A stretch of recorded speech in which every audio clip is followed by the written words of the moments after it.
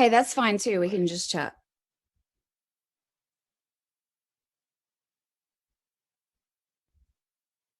Yeah. Dude, that's cool because that means I can get drunker if Okay. you're not going well. Something. Okay, we should probably take notes of this because there's a couple topics we need to talk about. Do it. Just when disclosure comes around, when the moment comes, are we going live with everyone? Who can we trust? How do we transfer the information? What exactly do?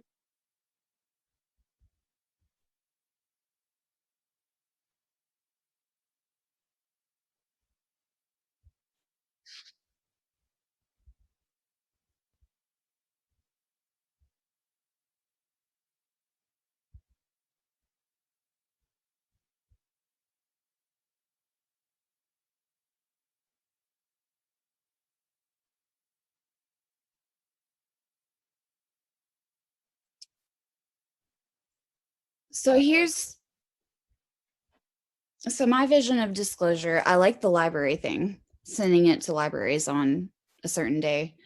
Um, what I had sort of envisioned is I want to publish the paper on archive.com because you absolutely cannot publish this in a peer reviewed journal because the peer review committee will laugh you out of there, but they'll send it to all of their friends.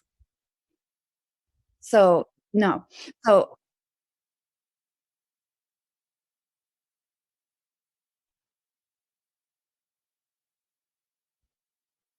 yeah. I say we But I do everything really, we can. sorry, what? I say we do everything we possibly can. So Correct. we need to reach out. We need to have a group of all of the media vendors that we can possibly control and ask them all to pitch in, give them all the information all at once, and just spam the internet with it. We need partnerships well ahead of time, period. Like, you can't be calling these people to be like, can I disclose UFOs tomorrow? You have to be like in talks with these people. And so we need to pick, Mark and I have been talking about this already. We need to pick the most credible person we can possibly get who will publish it and talk about it on TV. I was thinking Tucker Carlson. I was thinking Tucker Carlson needs to be the one. Tucker Carlson. I'm a big fan of Tucker Carlson. Yes. Let's call Rush Limbaugh. No, let's call Tucker Carlson.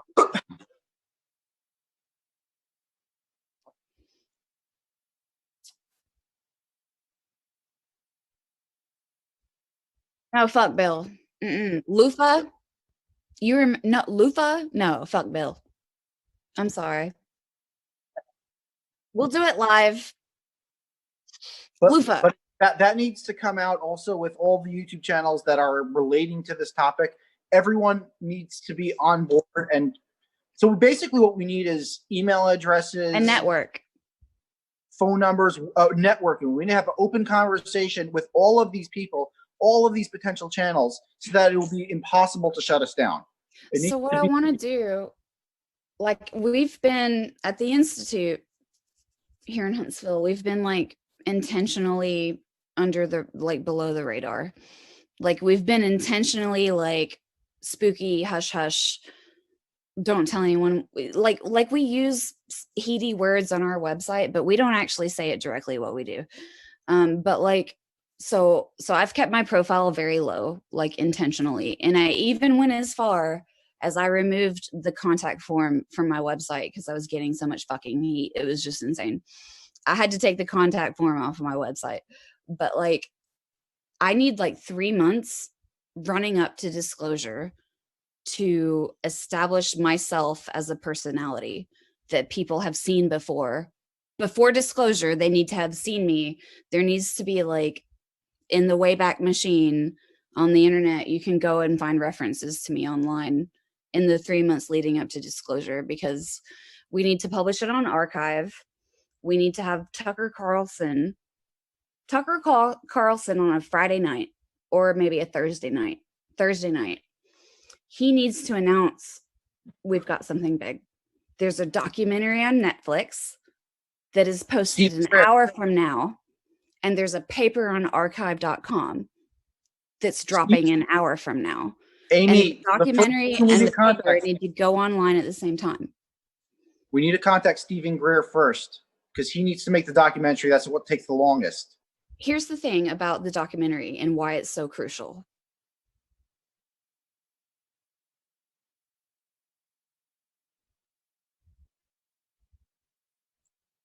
Really?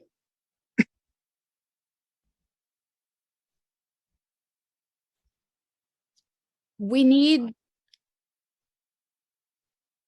Okay. I like that. Let me send you actually.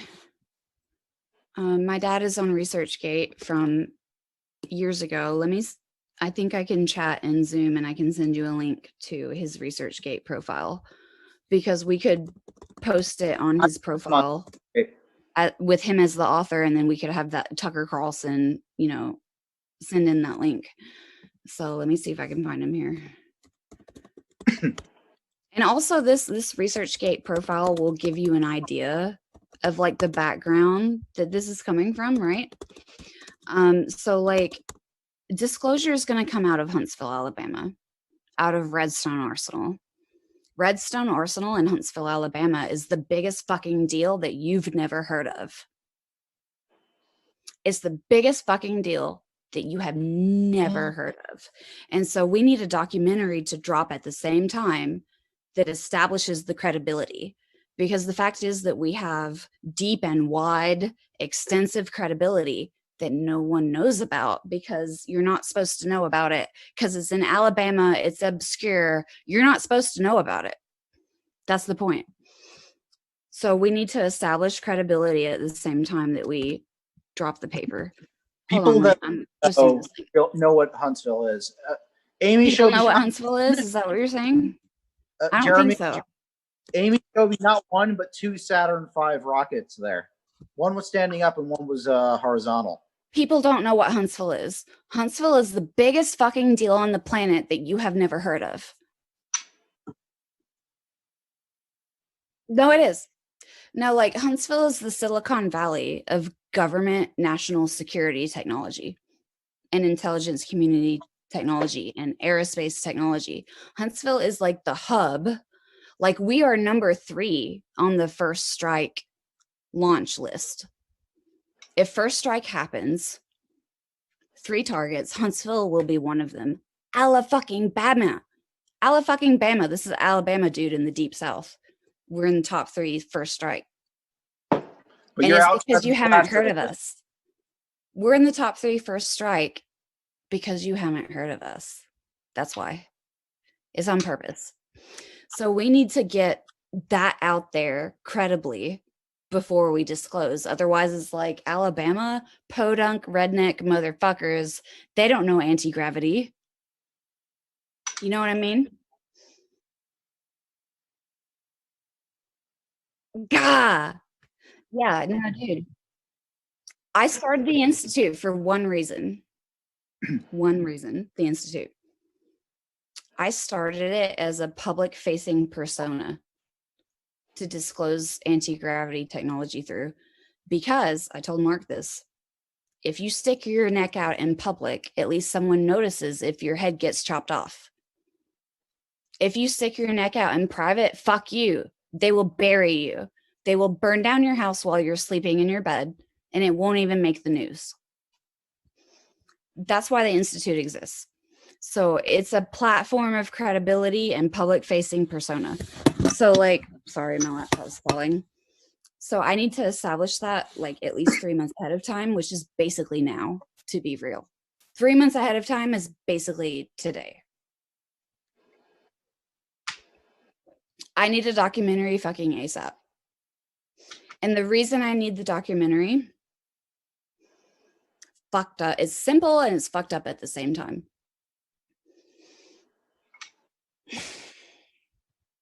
We need to tell the story. Sorry, what?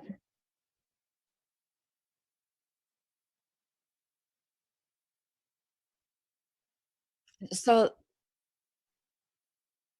the thing is,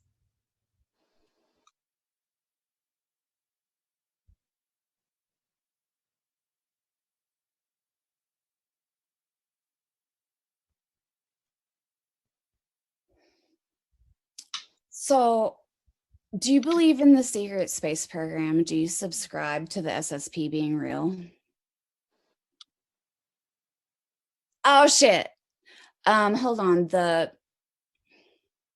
Let me check my fucking Intel notebook to find the correct organization name. I don't know. Hold on.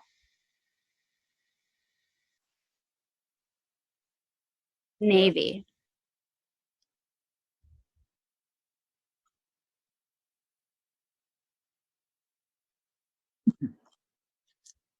I'm talking about the specifically, I'm talking about the military industrial complex SSP, aka Lockheed Boeing Northrop.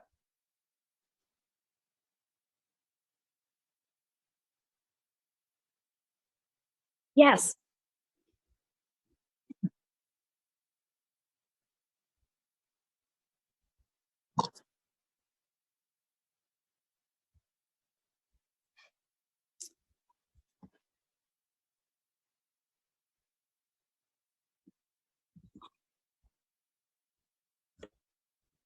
I'm Googling SDI Reagan right now because I want to see what year that was. I mean, I know in general what it was, but I want to see the specific year that was. Strategic Defense Initiative organization within the U.S. Department of Defense. I'm looking at the wiki here for a Strategic Defense Initiative. Um, is this MDA? Is this MDA shit? It's got to be Missile Defense Agency. Is the Army AMRDEC Missile Defense Agency? Are they in this? Hold on, I'm looking at the wiki. The U.S. Army had considered the issue of ballistic missile defense as early as late World War II. Okay, so you know that Huntsville is like the hub. So we have THAAD and CRAM, and like Huntsville is the hub of if a nuclear weapon is coming to the U.S. from Russia, how are we going to see it? Most importantly, how are we going to shoot it down? That is all. That is all. Both the research and development and the operational day-to-day rank and file we're looking at, the radar shit is all run from Huntsville.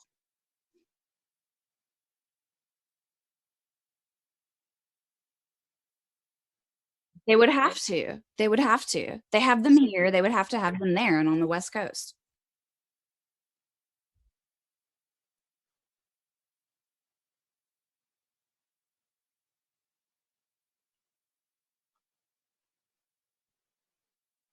Okay.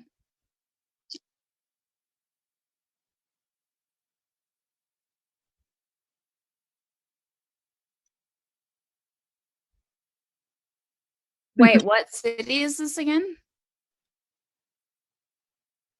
Okay. So I'm looking at this wiki and it's talking about lead up to SDI. It says Reagan's Secretary of State suggested that a 1967 lecture by physicist Edward Teller, the so-called father of the hydrogen bomb, was an important precursor to SDI. I have the shit here, man. So I have a guy on my team. I have a guy on my team that I employ. And he's like, he came to me I didn't go looking for him. He came to me. He came to me. And he was basically the best friend of Edward Teller. And he was like this guy like basically helped invent the hydrogen bomb, but he's not on the Wikipedia article. He's a neutron bomb nuclear weapons expert from Huntsville, Alabama, whatever. I employ him because he came to me. And this guy is so fucking good at playing stupid. You wouldn't believe it.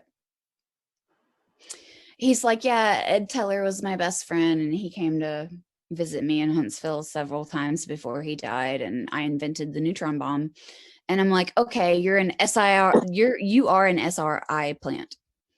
But when I look at this wiki about SDI, I see Bill fucking Dent all over this. Bill fucking Dent. He's on my team. I employ him. He loves me. We're buddies. He acts like he would follow me off a cliff. except I think he's a CIA SRI plant on my team. Because he was Ed Teller's best friend. And I asked him, I'm like, Bill, what do you think about UFOs? And he's like, I don't think about UFOs. I don't have any opinions about UFOs. And I'm like, really? Because your best friend is Edward Teller.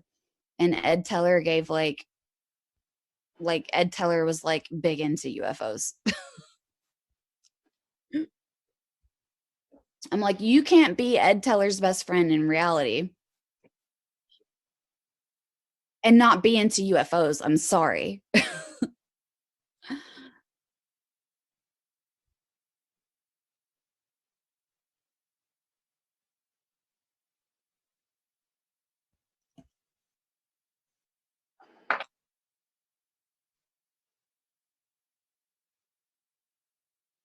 What state was it? Okay.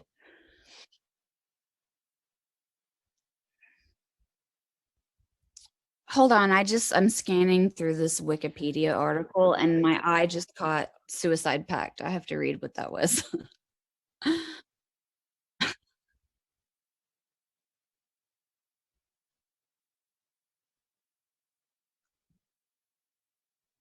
Let's talk about the neutron detecting device for the roadside bombs. Oh Um, God, Bill's bullshitting me. God damn it, he's a spy.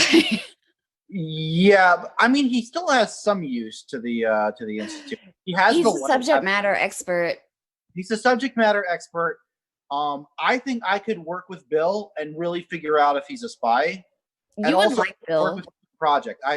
Your dad liked my idea, and Thanks. that's fine. Jeremy, get this. So Jeremy, get this. Listen to this. So the other night, Amy took me to the airport, and we were chatting right before security, and they called my name for the plane. I got to security. All the agents were on break, whatever. I ended up missing my plane. So we ended up staying another night at Amy's house, and her dad ended up taking me to the airport because she had some crazy meetings and stuff. But the night before, right when I got there, they started talking about this project to make a neutron ray. And me and Amy were talking about the day before. She actually read me in on the project. Basically, you're using neutrons to detect ordinances under the ground. But basically, neutrons are, the subatomic particles, and they release gamma rays. So there's a couple ways of doing that. And the problem is that when a neutron generator, other than nuclear stuff, but a real neutron generator creates neutrons in 360 orb.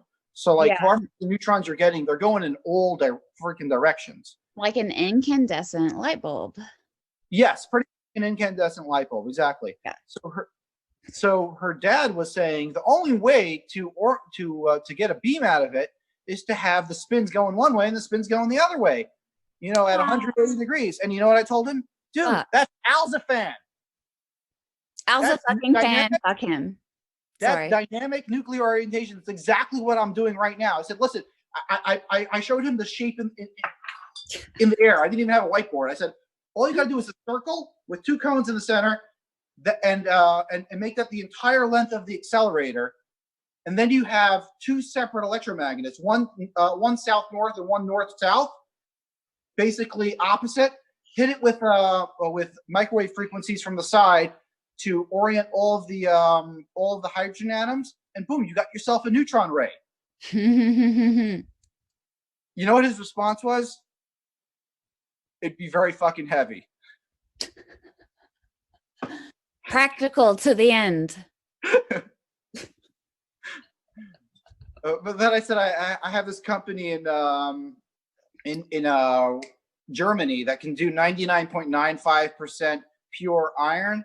It's very expensive, but if you do that, you can drop the weight dramatically, probably by like 75% for the iron at least the iron mass. Yeah. The Alzafon thing is crazy. I guess Jeremy's totally on, like, he's on the same page with Alzafon, right? Jeremy's on all different pages. He's on all different pages. Okay.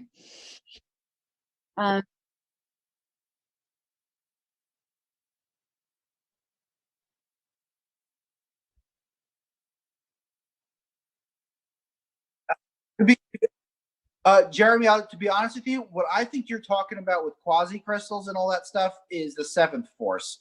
That's like much more advanced stuff than what we're going to be capable of doing right now. Jeremy, are you aware that there are 8 forces of nature? 8. I can name them. Would you like me to name them? The 4 and gravity. The 5th is arguably, contentiously, the Higgs force from the Higgs boson, which who the fuck cares? I don't.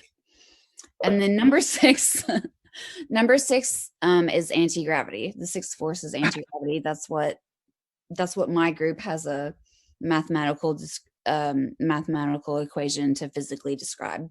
We have 6th force on lockdown.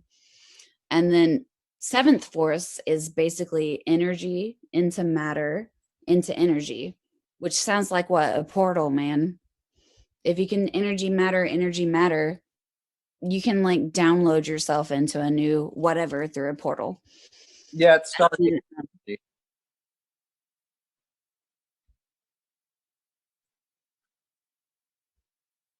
Yeah.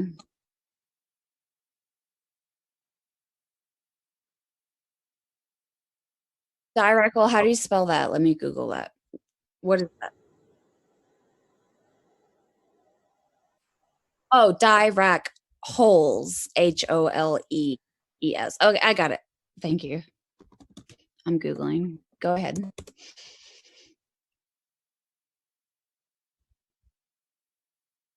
Negative energy. I see it on Wiki.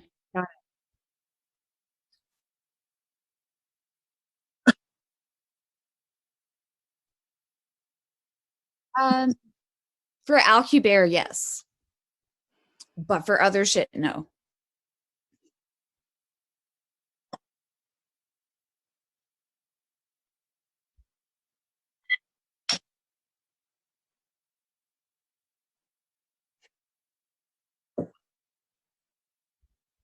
Can you describe what squeezed light is so we're on the same page?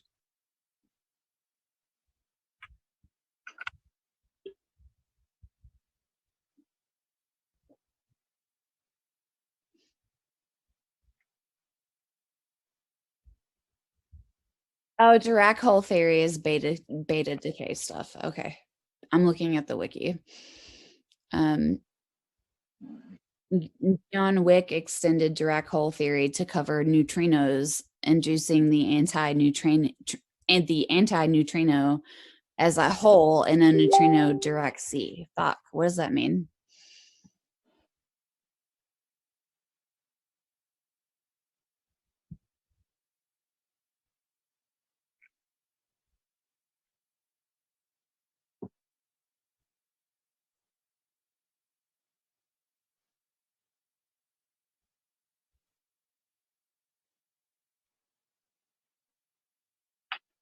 Keep talking. I can hear you, but I'm standing up to wander around. I can hear you.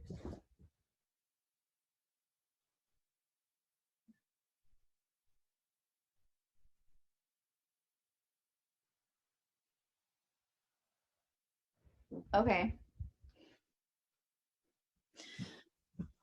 If you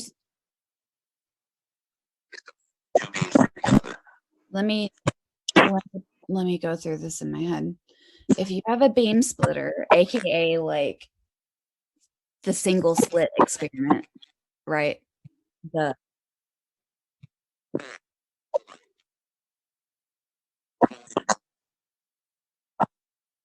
they're gonna cancel out to fucking zero, man.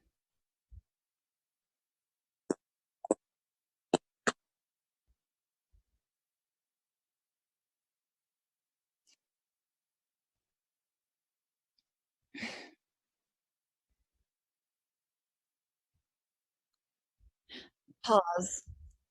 I would like to make a prediction about what you're about to say. I could be wrong. I'm probably wrong. Are you about to tell me that the electron is interdimensional?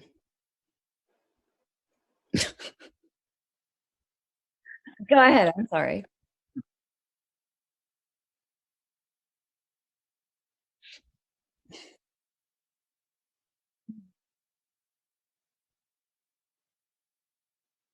Mhm.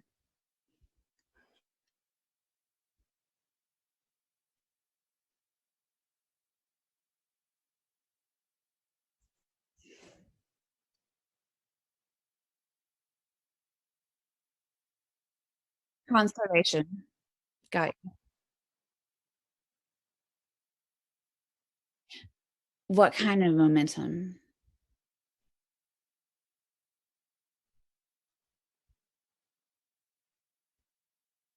The vacuum? Does it go into the vacuum?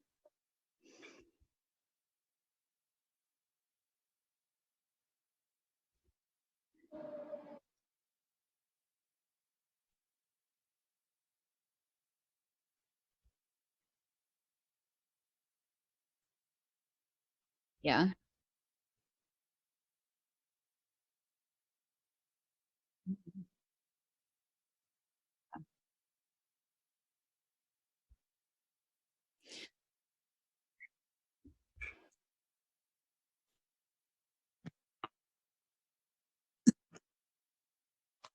Okay. You made it coherent.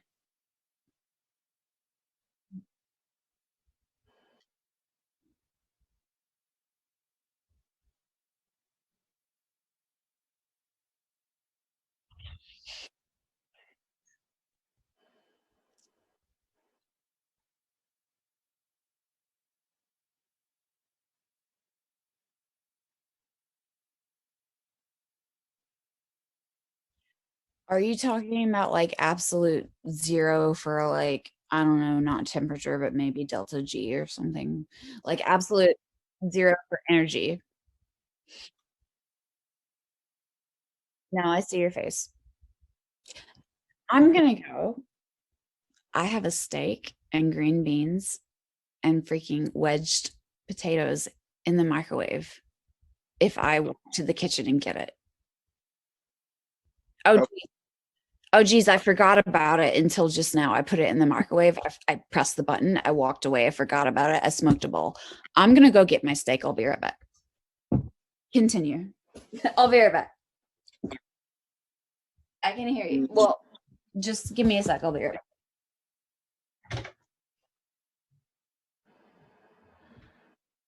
Okay, Jeremy, is that the smartest person you've ever met in your life?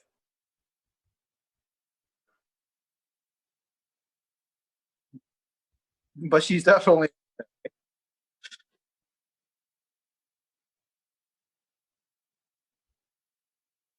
okay.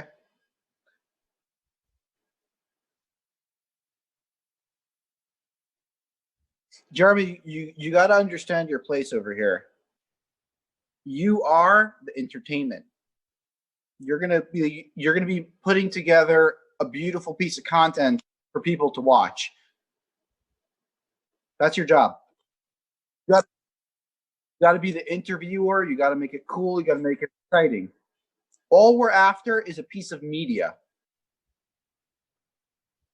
So if that means shutting up and letting her talk a little bit more or interjecting here and there, that's fine, you know. But you got to think of it from the perspective of what are people watching right now? What are they hearing? You got to make sure your microphone is set.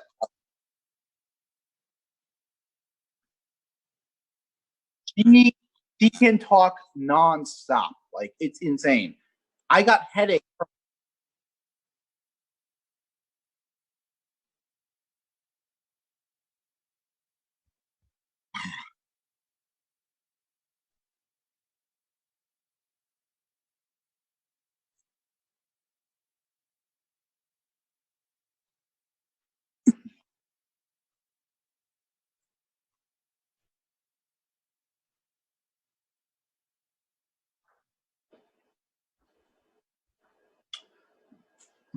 I don't know. I really don't understand the seventh force. I'm trying to figure out the sixth force right now. But I think it has to do with coherent matter. Or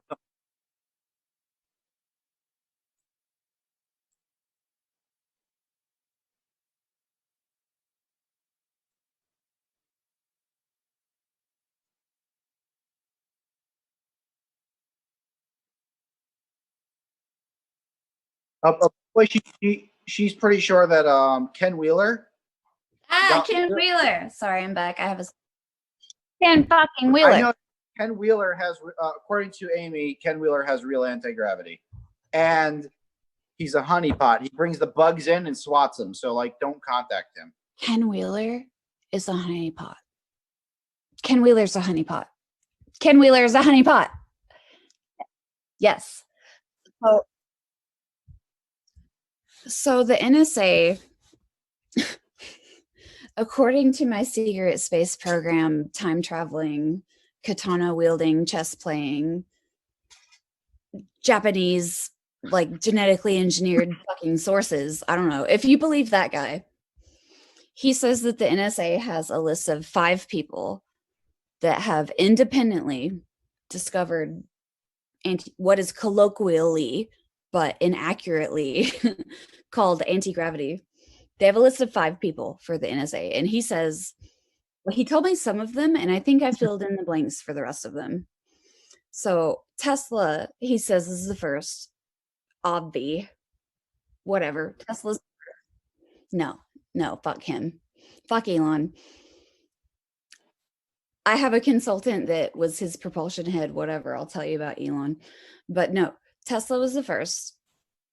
And then I'm pretty sure the next one was Podletkanov, I'm pretty sure.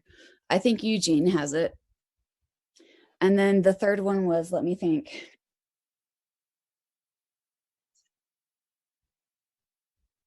Is it in the Ron K list or somewhere else?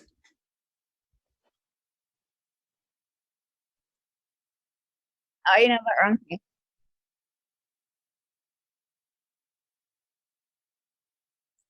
Reset. Jesus! Hannibal. Ah.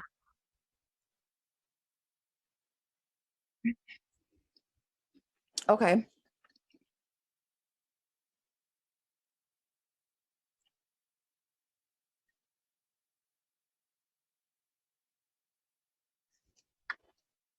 I'm chewing my steak.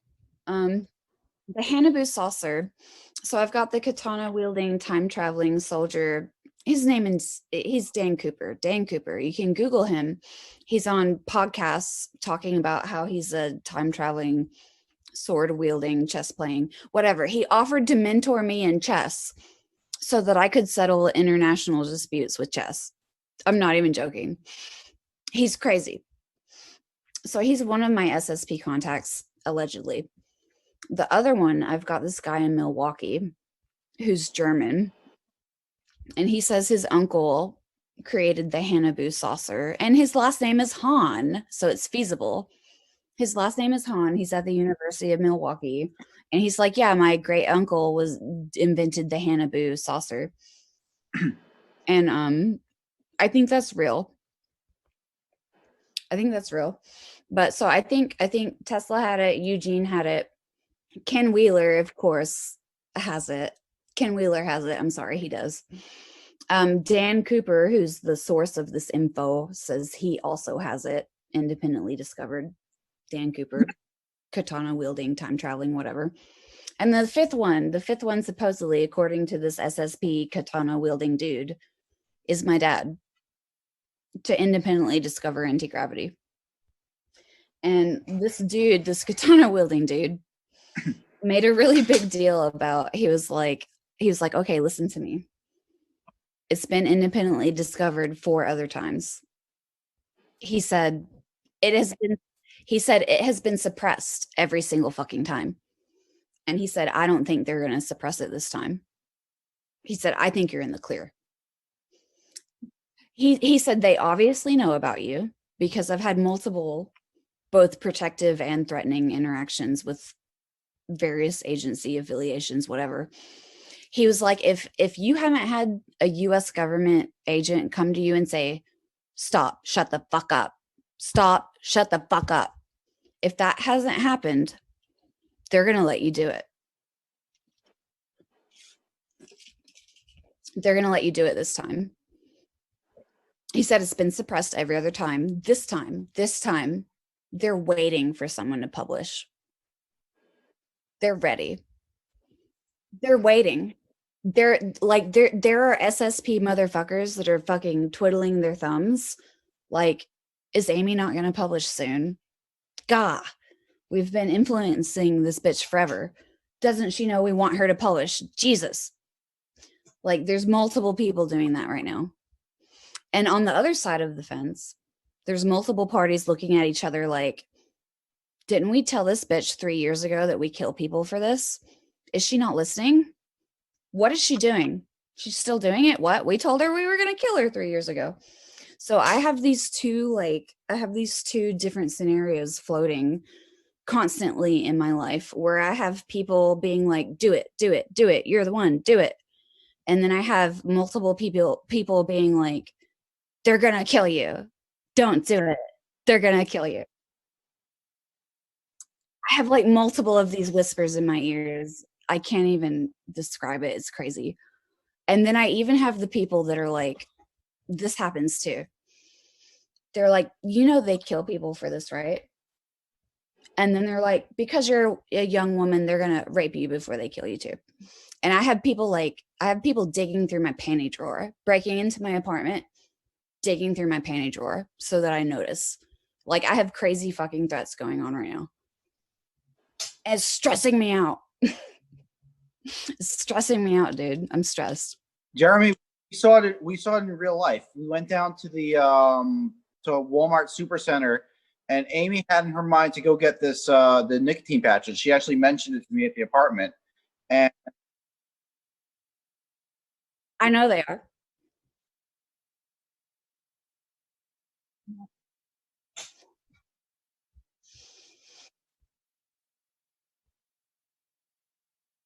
Mm-hmm.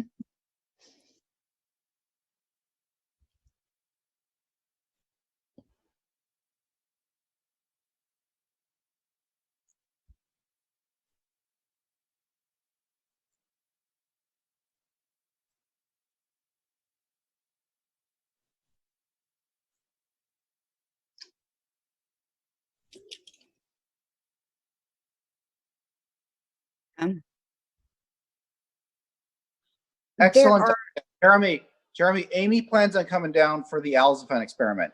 Can you have those cameras on hand to give her physically? I don't know if they're checking the mail. They're definitely.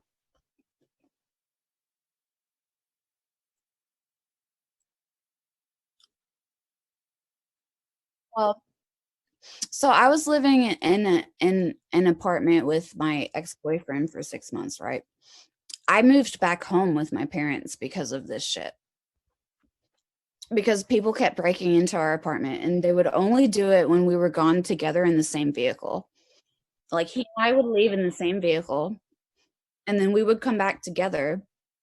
The first time we noticed the break-in, we came home and there was a micro USB charger plugged into the wall, left there, cut in half with a knife, with the wire exposed on, and like both halves, like half of it is plugged into the wall and half of it is just sitting on the counter and it's cut in half with a knife. What the fuck? What the fuck?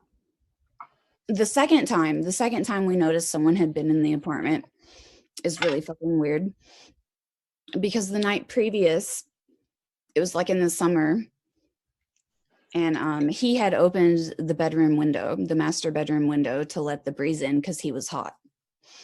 And I said, you know what? I'm really cold. Can you please, we were going to bed. I was like, I'm really cold. Can you please close the window? Because I feel the breeze. It's making me cold. And he said, yeah, I'll close it. And he pretended to close it, but he didn't. And the next morning, I noticed the window's still open. Motherfucker lied to me. He said that he closed the window, but he didn't. But at that point, it was hot. So I left it open and I left. He was gone to work. I noticed the window was still open. I go to work. I leave it open. I come back like an hour later and the window is closed. Like, somebody witnessed that interaction, that I asked him to close the window and he didn't. He lied to me. He said he closed it. He didn't. I noticed it was open the next morning. I left without closing it. I came back before he came back. The window was closed. because somebody was like, I'm going to close this window for this girl. She asked him to close it. He lied. He didn't. I'm going to go close it right now. It wasn't him. He was at work. The third time we noticed someone had broken in, he plugged in a pair of Bluetooth headphones to charge into a micro USB right as we left. We go to the bar. It's like a Sunday afternoon. We go to the bar and we work for a while together in one car. We come back. The headphones are unplugged. They're exactly where we left them. He plugged them in at 36% battery. We left. We come back. They're unplugged. They're at 36% battery, which means someone unplugged them almost immediately after we left. And so I'm like, that's weird. What are they dicking with the headphones for? I walk into our bedroom. And my panty drawer has been dug through, and there are pairs thrown on the floor so that I will notice that my panty drawer has been dug through. And I'm like, I'm pissed now. They're not panties that you wore, right? No, like they dug through the drawer. Like every girl has impractical panties that she gets for like bridal showers, birthdays, bachelorette parties. You have your fucking, you never wear them. They're in the bottom of your panty drawer. You forget about them. They dug through my panty drawer and they pulled out the impractical ones. They pulled out the impractical ones I never wear and they threw them on the floor so I would notice. And I was like, I'm fucking pissed now.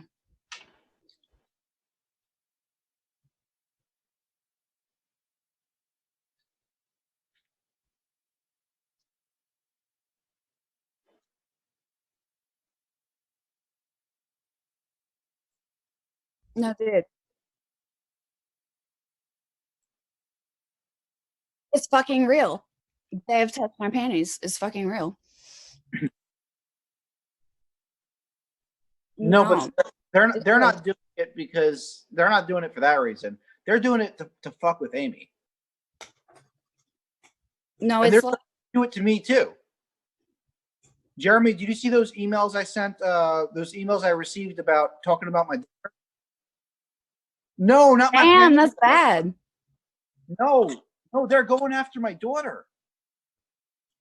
Yeah. Yeah, I don't know if it's a threat, if they're just trying to fuck with me, but they sent me an email with an invite to edit a document. So I opened up the document. The document was called the Falcon Space Camp. I opened it up. It's basically kids between the ages of 8 to 11, and Ashira is 8, can go on this adventure of a lifetime, millions of years in the future, with the LOL. USD Hawkeye, United Space Command, probably Hawkeye time machine, millions of years in the future. Are they With a threatening to robot. kidnap?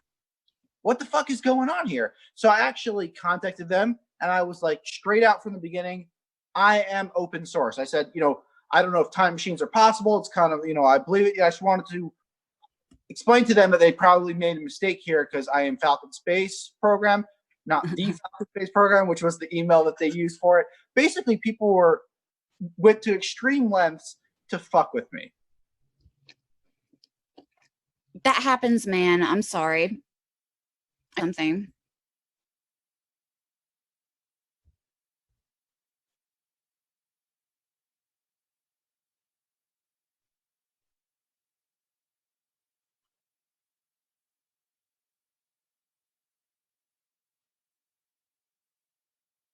Okay.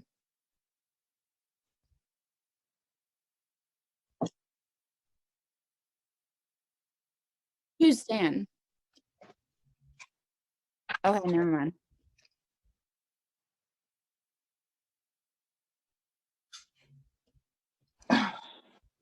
Yep.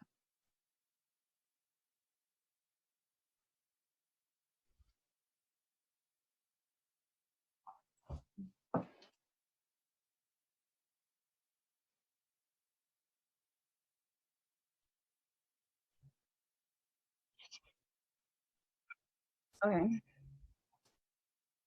Have you seen one? Yes. What have you seen? Why are you into this? What's your reason? What's your motivation? What have you seen? What do you know from like childhood?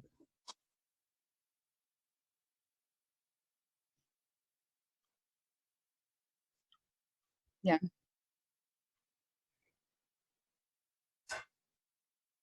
Yeah.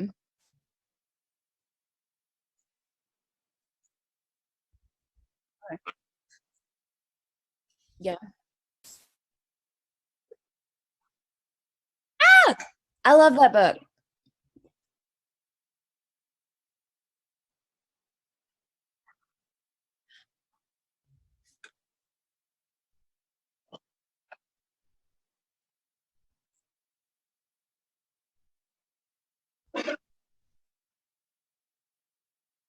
There is there's plenty of room at the bottom.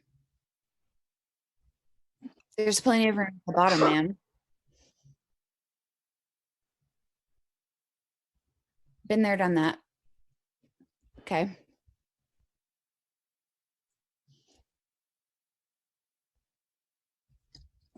I've got it printed here somewhere from like a decade ago. But really?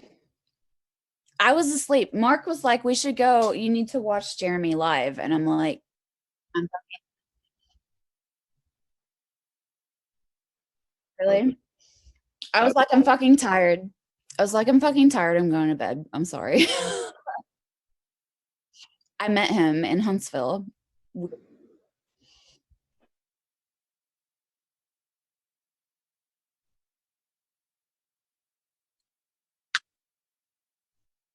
Oh, whatever. I took them to drinks that night. Hal and Lou. I don't know. You maybe don't know my history. Um, Hal has been to my house like 3 times, like to my personal home. I was living in Seattle for like 3 or 4 years. I was doing the entrepreneur thing. I had like an encryption company where I was like doing encrypted, like uh end-to-end encrypted file storage stuff for like privacy, security, whatever. And so I was in Seattle and my dad got poached by this weird ass investor. Long story. Weird ass investor poached my dad out of NASA. And this weird ass investor who lives in Austin, Texas, he's a real estate investor in Austin, Texas, made all his money doing real estate for GE in Moscow, whatever. This guy, this investor brings Hal to our house 3 times. I was present for one of the times. I happened to be home from Seattle at the same time that Hal came over, and I sat with him in my dining room over there at the dining room table, and he was talking about ultra terrestrials. And basically, ultra terrestrials are like, he talks about extraterrestrial. Extra implies that they're from somewhere else, from the outside. Extra implies they're from not here, from outside. Ultra, ultra terrestrial. They're from the doll universe. They're not necessarily from the outside, they're from here. Oh, oh, They're so from they're like ascended beings, no, or so then they're you, high no, IQ. no, What are they? they're not ascended.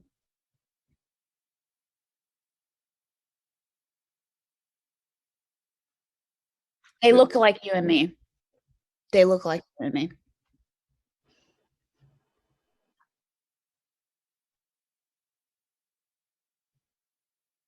If you don't know, I don't know. Am I one? I don't know. I was born in Huntsville, Alabama, in the west wing of Huntsville Hospital in Madison County, Alabama. On a Saturday around midnight, I was born. I don't know. I'm a Virgo. So I was told.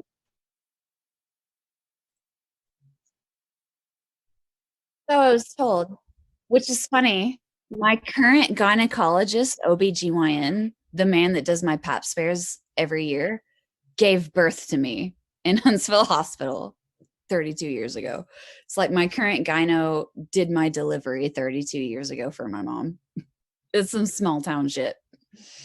But no, so Hal talks about ultra terrestrials and they're from here, but ultra, why are they so much better? Why are they so much better from here? It's not anymore, yeah. Yeah. Ultra. They're from here, but why are they so much better? Do you have a guess? Ultra. I've never Googled it. I don't know. I sat at my dining room table. The man was talking about ultra terrestrials. I've never Googled it. I don't know.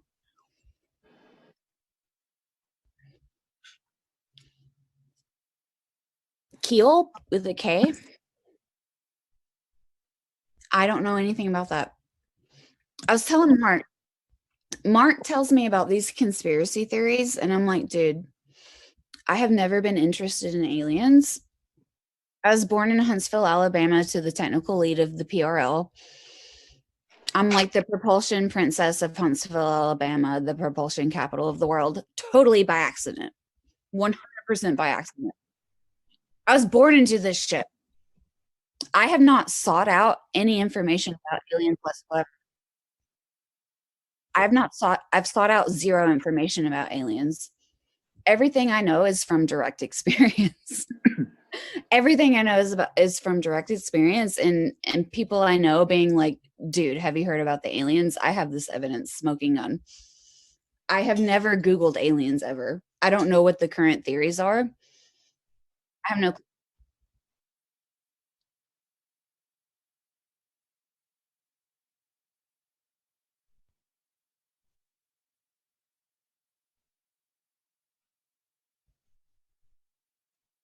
Well, so the ultra terrestrials, I'll just tell you, the ultra terrestrials, I think, have you heard of the P-52s and the P-47s? Do you know what that is? They're us from the future. They're from here. They are you. They are me. They're from here, from the future. P-47 is present plus 47,000 years. P-52 is present plus 52,000 years. And basically there's a calamity, right? So there's like a apocalypse scenario in the near future. It wipes out most of like everything, man. And there's the ones that go underground and survive, right? And then there's the ones that somehow stay on the surface and miraculously don't die. And the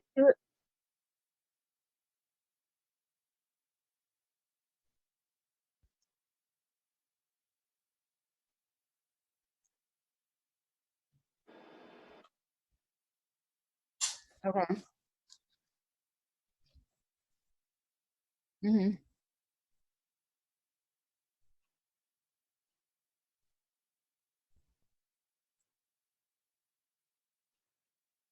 Okay.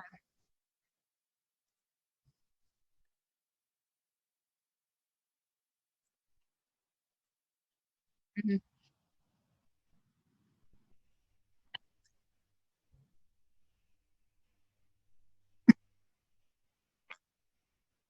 I probably know who it is. Keep going.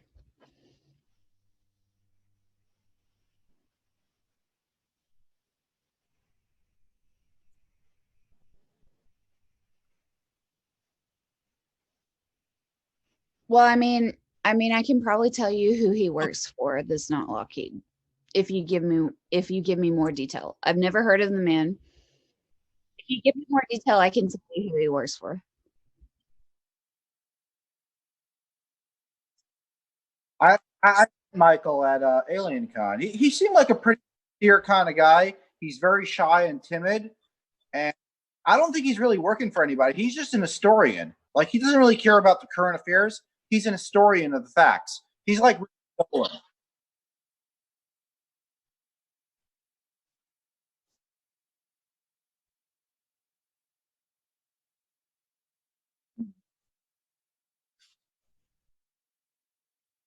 Mhm.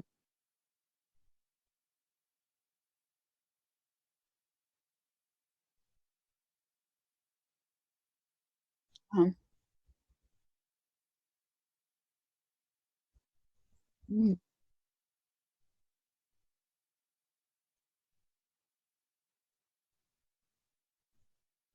He works for Northrop. Northrop. He works for Northrop. North here. Dude. Northrop. Lockheed, fucking no. Boeing, fucking no. Northrop is Northrop.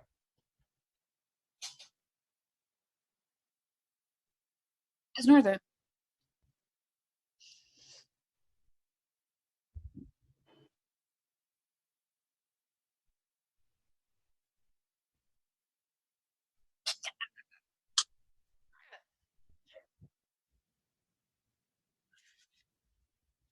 Ah, keep talking. I'm listening.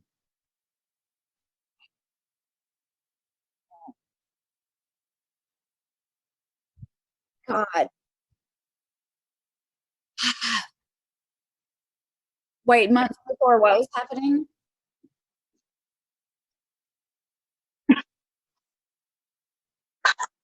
Okay. Where does he live? And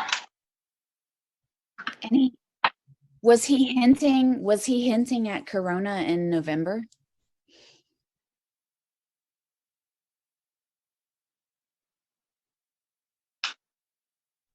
Or what? It is. What do they say?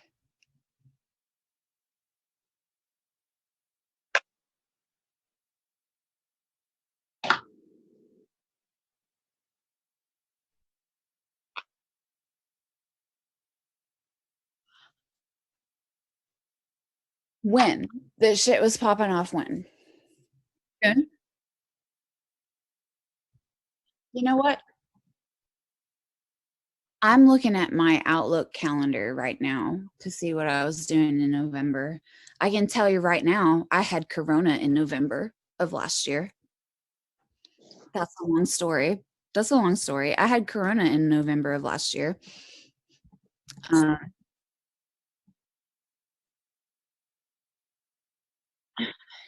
December 16th. What was I doing then? Hold on. Here it is in my Outlook. Plasma thruster discussion.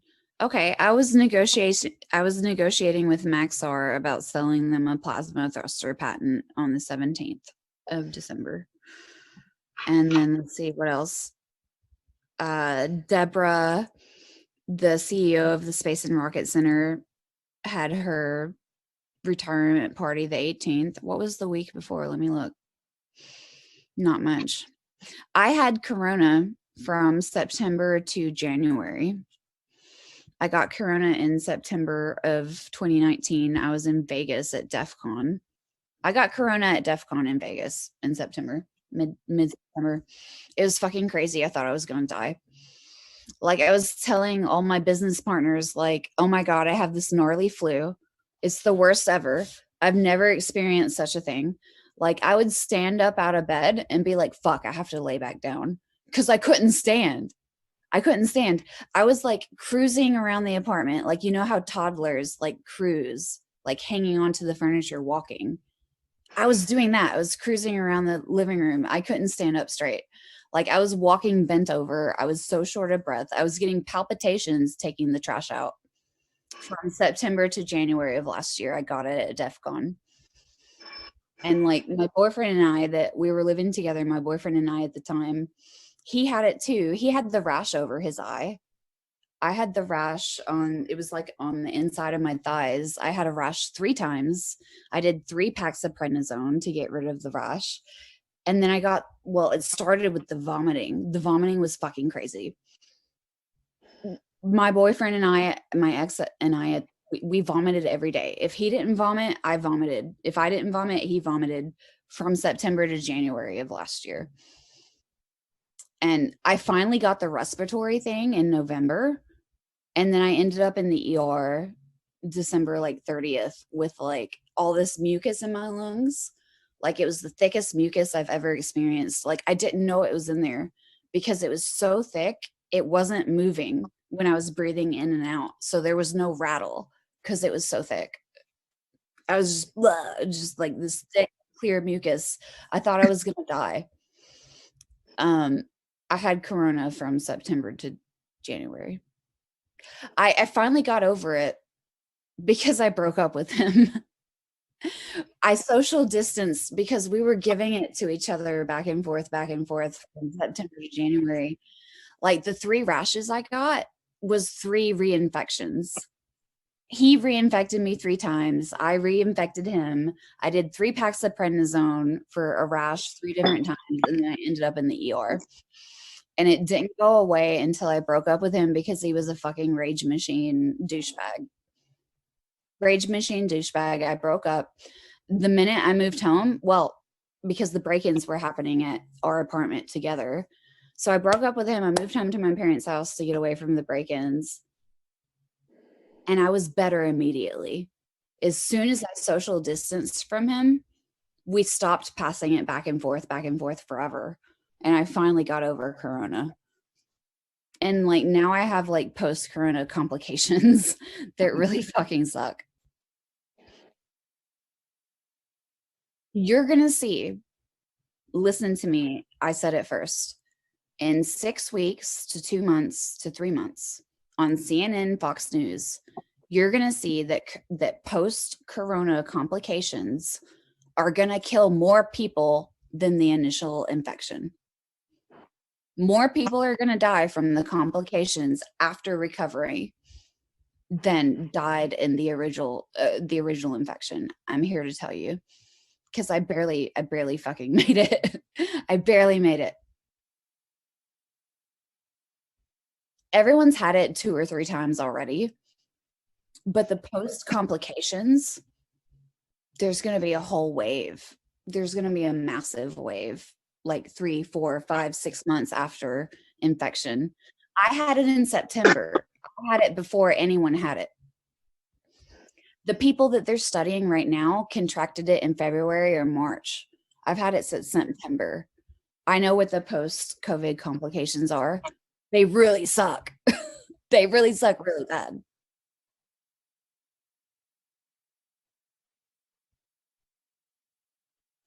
I was at DEF CON in Vegas mid-September.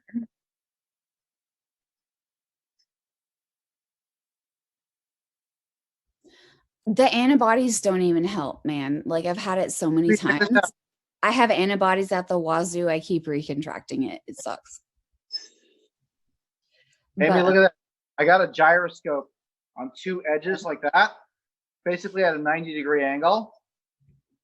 I just had this inspiration right now. See what happens when you spin them around. Uh-huh. Look at that. He's getting me off corona. He's like, okay, yeah, let's take Amy off her corona like soapbox right now. Doesn't matter. When you think negative, you create negative. When you think negative, you create. And I'm so tired of corona, it's killing me. What? I had beers with a Chinese hacker from Wuhan at DEF CON. I still have his number in my phone. I should text him and be like, yo, what's your name, Chinese hacker? Did you get corona? Did you give me corona? Are you still? I should text him and be like, are you still alive, dude? Are you still alive? Question mark. Look, able to spin the axis around. Distraction. Just by going on the plane of the spin and shifting it a little bit, you can force. Do it. Do it. Let's not talk about Amy's health, okay? It sucks. Let's move on. Yes.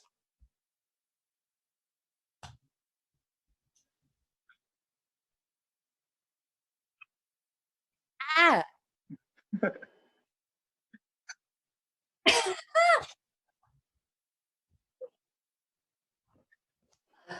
I'm sorry.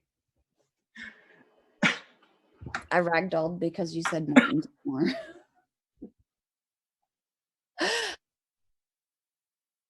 His job is to publish null results, man. Hold on, I spilled my beer. Hold on, just a second. You said Martin Tamar, and I spilled my beer. Oh fuck.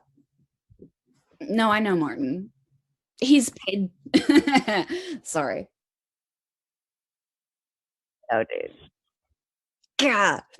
Okay, so Martin Tamar has the most advanced, the best funded, the best equipment, the best money, cash money of any anti-gravity research on the planet.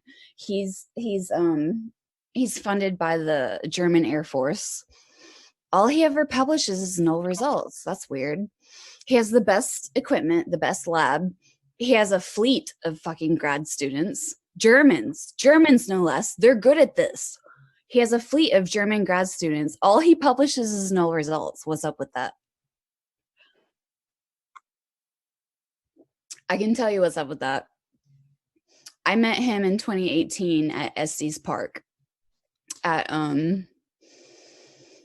like, you know, Jim Woodward, the father of the Mach effect, whatever. Mach effect, Alcubierre, Jim Woodward. Okay. Okay, so Jim has this like invite only conference that's in Estes Park every 2 years. So it's like whatever. Actually, I have my badge from it. Hold on. Are you aware of this? Hold on, let me show you my badge.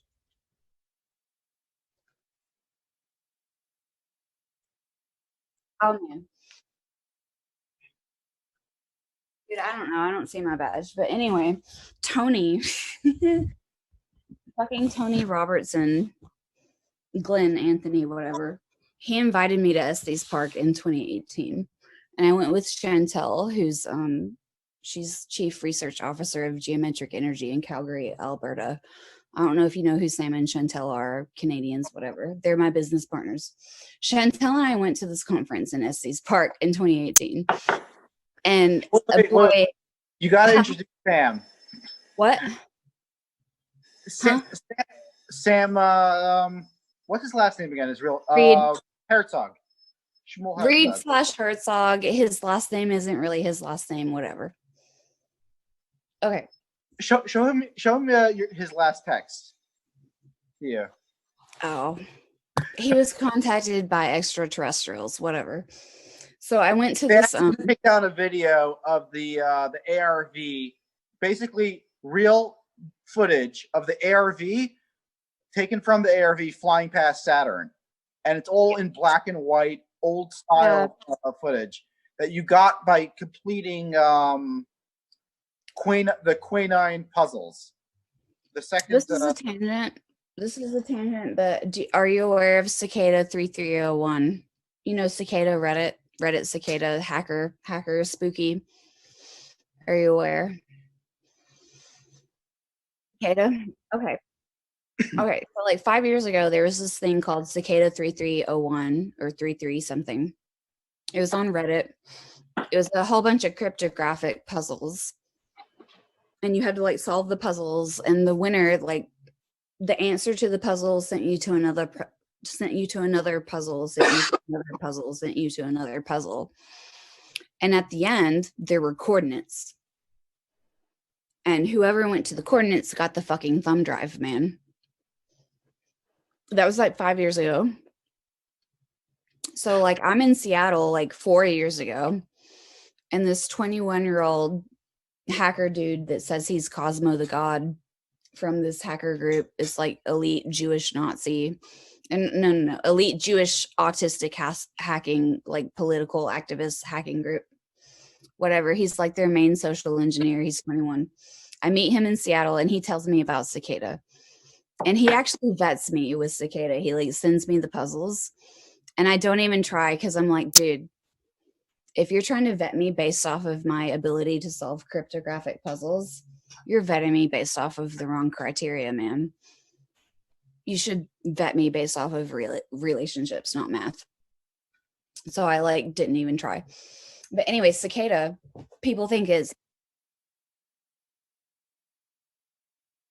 no, I can do shit. Like my degree, I have a double degree in biology and chemistry.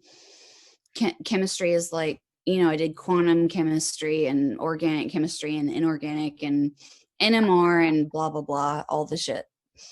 And then I did like biotechnology. I almost finished a PhD in biotechnology. And well, it was biotechnology, bioscience, engineering. I was doing recombinant protein engineering for like gene therapy shit. Just to be clear, I think biology is probably the hardest. Yeah.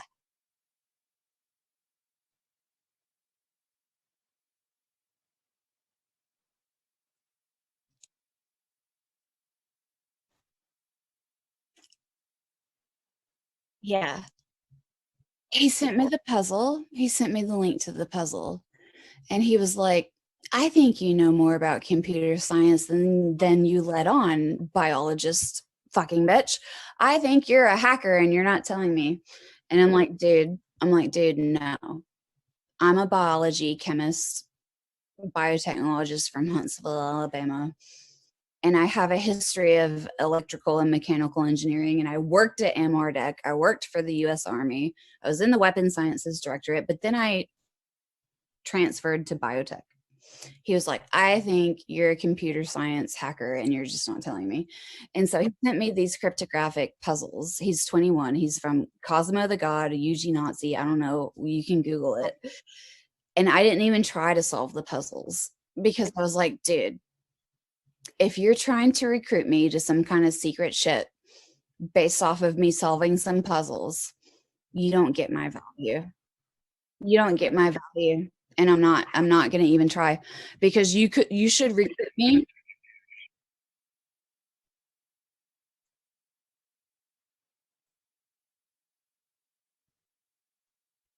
Yeah.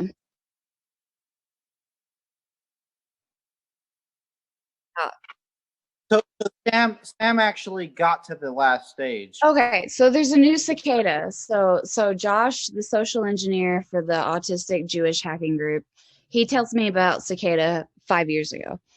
And he's like, there's an AI. And if I talk about it out of line, the AI will know and the AI will punish me, blah, blah, blah, CIA, cicada, cryptographic puzzle shit. And then 5 years later, as in 2 months ago, there's a cicada 2.0 on Reddit with new puzzles 5 years later. Amy, you're an autistic Jewish girl too. That's hilarious, isn't it? Yeah. It's like the punchline to the joke. But it's the Jared, punchline to the joke. figured out that she's Jewish? What? We figured out that she's Jewish through genetic testing. So Judaism follows the mother line, the maternal line. Amy's great grandmother was given up in an orphanage in Nazi Germany, and she has that exact percentage of DNA that is Jewish. So we're trying to get her mother to do a genetic test. If the mother I'm like has a secret twice Jew. the amount of Jewish DNA, then it's clear, 100% clear that that line of mother to mother, Yeah. they're all Jewish. I was raised believing I was English, Scotch, Irish, Anglo-Saxon, mutt. And then I did 23andMe.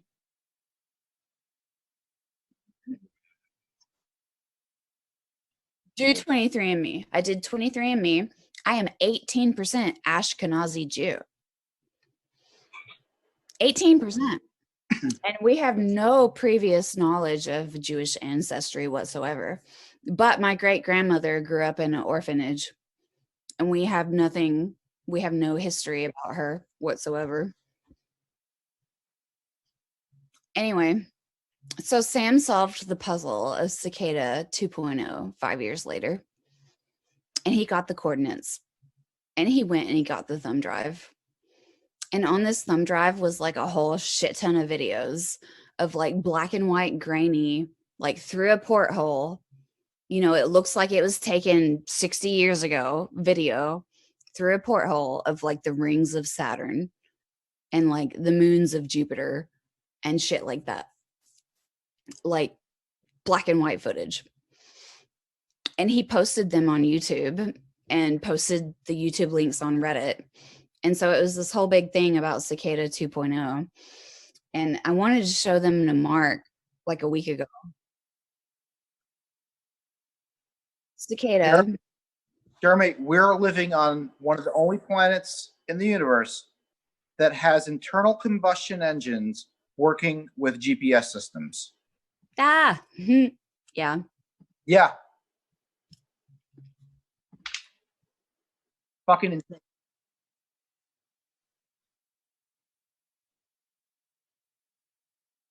Yeah. I have to send you my business plan. I pontificate about this at length. And let me tell you, I'm in Huntsville, Alabama. I know I've said that several times. We're the Rocket City. We're the biggest steal you've never heard of. Von Braun was here and we won the space race. We developed the Saturn V here. We built the Saturn V here. We won the space race here in Alabama, whether you've heard of it or not. And I can tell you for a fact, so many prototypes. Only prototype built like this in the world. You turn it on the first time, it works exactly like you thought it would the first time. Great data. You apply for more funding to test it more thoroughly, they cancel it. It goes to NASA divestment. It goes to the auction block. People bid on it. And literally scrap metal vendors win the bid and melt it down for scrap metal and sell it. We could be crazy far. We could be on the moons of Jupiter. We could be exploring Pluto that isn't even a planet anymore if we had spent money differently. I can tell you the names of so many NASA scientists that are depressed and they want to kill themselves because they have built prototype after prototype after prototype in Huntsville, Alabama. First in the world, never before seen, worked the first time you turned it on exactly like you thought. And it was canceled and melted down for scrap metal. It's crazy. I wonder if they have any neutron beam generators there. I don't know. Bill is lying to me. I can't tell. Bill's a really good liar. I can't tell. Amy, I'm telling you, it's possible. I think we could do it without Bill, but his knowledge would probably be useful. I know we can do it without Bill. Bill is like on my team just to like test me and fuck me up, basically. Look at this. I literally have the power supply right here that you need for a neutron generator. Right next to me. So Jeremy, I was homeschooled through this group called Covenant Christian Academy. I was in public school in Huntsville through the first grade. We moved out to the country. I was in podunk fucking redneck middle of nowhere county school through the sixth grade. We got bullied out. It was awful. I homeschooled. Jim Ashburn, the inventor of YBCO, was a homeschool dad from my cover group. Sean Bellina, MK Ultra motherfucker. His parents were both OBGYNs for MK Ultra, and he was raised on LSD from the age of 6. Was a CCA homeschool dad. Bill Dent, the best friend of Edward Teller, neutron bomb inventor, was a CCA homeschool dad. And like when we moved into our farm here in the middle of nowhere, Alabama, there was Mr. and Mrs. Dent next door, an elderly couple, grandma and grandpa. 25 years later, we meet Bill Dent. Those were his parents. His parents lived next door to us in the middle of fucking nowhere. And he's the inventor of the neutron bomb, the best friend of Ed Teller, and he's assigned to my team randomly. I didn't look for him. He joined my team randomly. Why did he live next door to me 25 years ago? That's weird. Like all of these people homeschooled through the same group that I graduated from.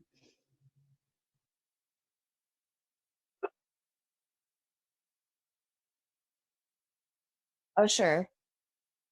No.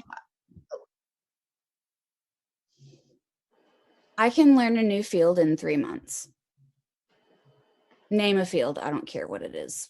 Engineering, science, physics, material science, math. language, Biology. literature, arts, name a field. I will be an Biology. expert in 3 months.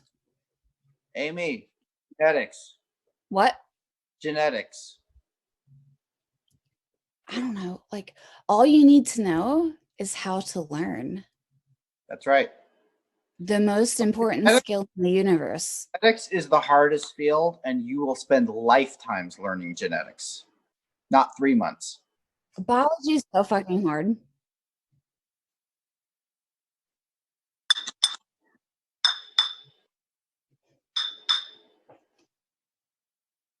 You need a beer. Beer me. Go get a beer. Beer you. Beer me. Go get a beer.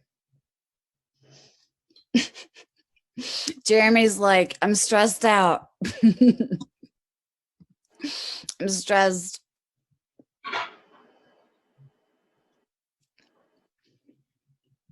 Sorry.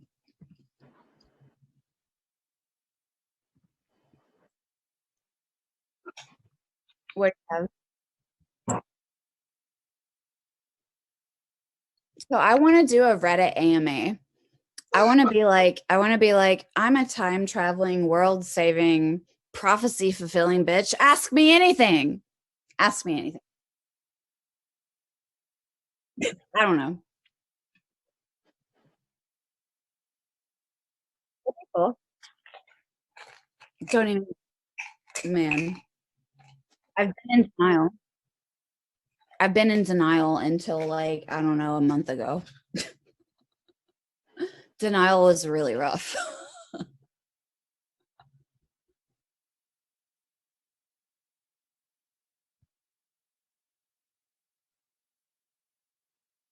I'm Googling him. I'm Googling him. Hold on. Michael Stratt.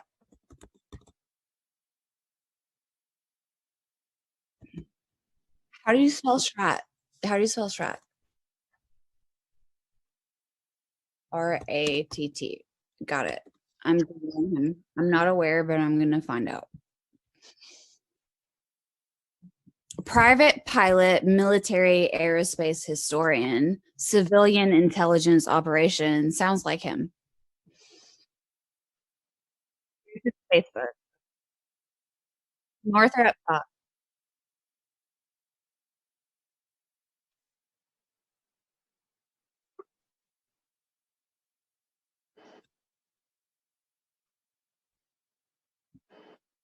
Wait, you're saying he had COVID in December?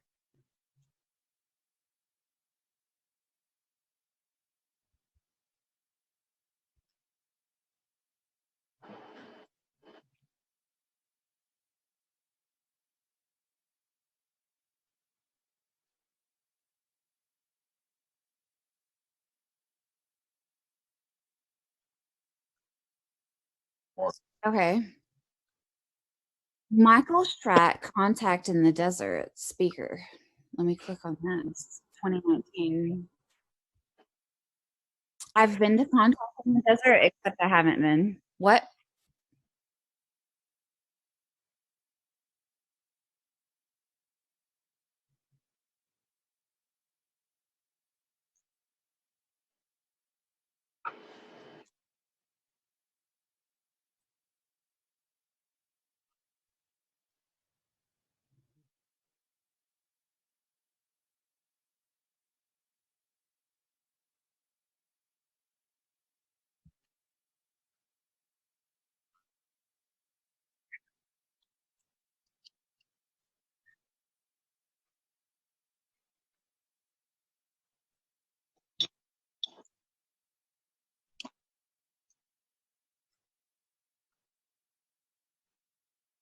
The Mansfield Amendment. Sorry, the Mansfield Amendment killed it. Go ahead. The Mansfield Amendment. Yeah. The Mansfield Amendment, around that time, they passed a law saying that the military cannot investigate anti-gravity, period. Jeremy, this was on my this was on my YouTube video too. Yeah. I copied it from her, but yeah, that's what cut it off. Charles Babbage and the Mansfield Amendment. It was made illegal for the military to investigate anti-gravity. That's weird. Why? The thing is, Jeremy, many labs around the country here have all of the equipment they need to prove anti-gravity without spending a penny. All they have to do is just know. Cough, Martin Tamar. Cough, cough, Martin Tamar. So I met Martin. I met Martin in 2018 at the Estes Park thing. And it was so fucking funny because Chantel and I like basically like sprung on him mercilessly. Like we had his papers printed out in our fucking backpacks. And we were like, "Hey Martin, I've been reading your papers since I was in high school. My dad tried to get me to replicate Eugene's experiment when I was a fucking junior in high school, and I've read all your papers for the past 15 years, motherfucker. Hello, I'm aware of Eugene." And so Chantel and I, we approached Martin and we were like, "Hey, Eugene Podletkinov, he uses a bilayer of YBCO." And we were like, "Dude, Martin, we have your paper right here in our fucking backpack that we're going to pull out and show to your face." And we're like, "Martin, right here in the protocol, it says you used a monolayer, not a bilayer. And you reported no results." And we were like, "Yo, Martin, how do you expect to get the same results when you use a monolayer and not a bilayer like Eugene did?" And then I like stood on my fucking soapbox and I was like, "Hey, Martin, aren't you aware that the most interesting phenomenon in the world happen across gradients, happen across junctures of delta differences? And if you use a monolayer and not a bilayer, that your results might be different. And therefore, your null results using a YBCO monolayer are in fact irrelevant to Eugene's results using a YBCO bilayer." What did Martin say? He said, "Hey, if you have some samples, send them to me. I'll test them." I have some too. I'm not sending them to him. Fuck no. Basically, what you're trying to say is that basically that he published a null result on purpose. No, Martin Tamar is funded by the German Air Force to publish null results. That conference, that Jim Woodward conference, invite only, exclusive shit. It was basically Jim Woodward's grad students presenting for the mock effect. And then it was like Martin Tamar's grad students presenting against the mock effect. And then it was Spook fucking City. And that was the whole conference, basically. Spook fucking City. And like, that's where I met Jan Horzan. And he's like, "Hey, here's my room number. You should come have a slumber party with me. Kissy face, kissy face." You know, he actually told me he was going to that conference after I pestered him about anti-gravity in Jersey. When did you see him in Jersey? I got it on video. I sent it to you. Okay. That was last year? The audio is a little bit low, but check out that video of me asking him about anti-gravity. It's one of the pictures I sent, one of the videos. It's like 12, 13 minutes long. You got to turn up the volume too. Jan's like my buddy.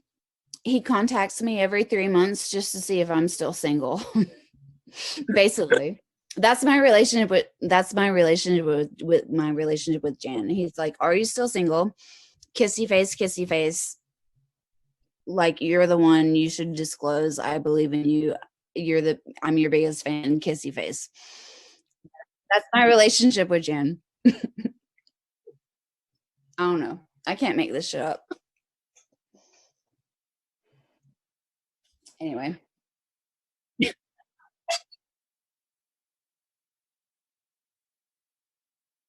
No.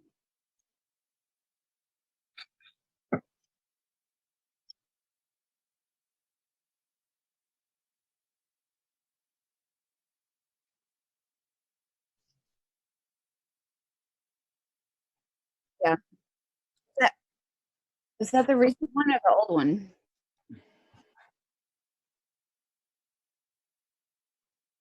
Is it the one where he talks about like he's like the scientist comes in and he's smoking a pipe and he's like, I won't say the guy's name because you're not supposed to smoke a pipe in the lab. But he talks about how the pipe smoke like went over the experiment and there was like a vortex in the smoke. Is that the one you're talking about?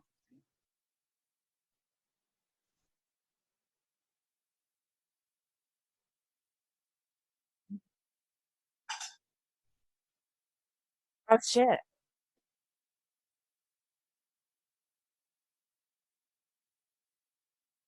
I recall.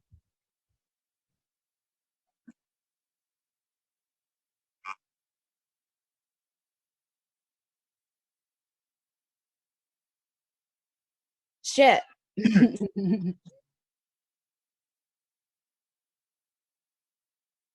I remember.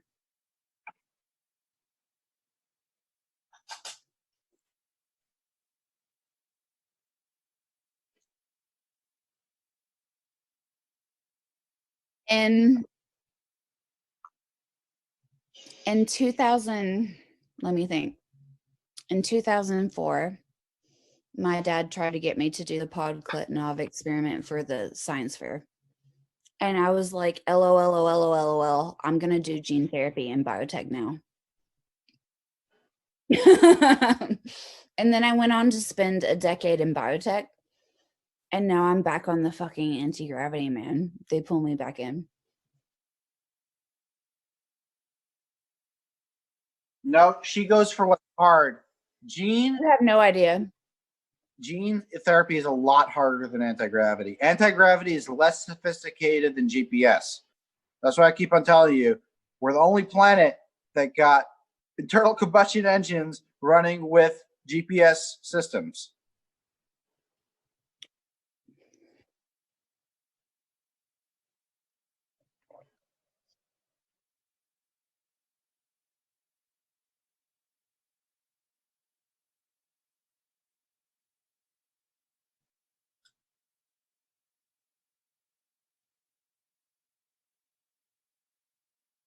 Anti-gravity is a gross misnomer. It's really super misleading. The term anti-gravity is really super misleading, barking up the wrong fucking tree, totally wrong, misleading.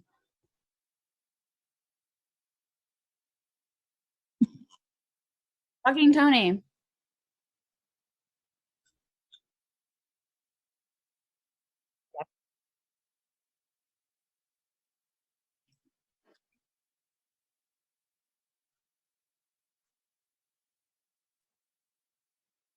Okay.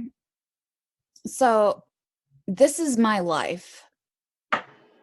So so my dad was the technical lead of the advanced propulsion lab at NASA Marshall, again, the propulsion capital of the world. And I was a little, yeah,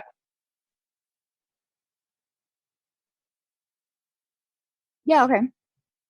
So I was a little autistic girl and I was listening to my dad moan and complain about NASA being inefficient and about how we could like do anti-gravity if they fucking funded us for my entire life. My brain is wired from birth, my entire development. My brain developed under the conditions of listening to the technical lead of the Advanced Propulsion Lab of NASA Marshall, the propulsion capital of the world, complain about how no one was funding him and he had great ideas. That is how my brain formed, man. So, like, I know some shit about this shit. So, like, where are the others? I know them all.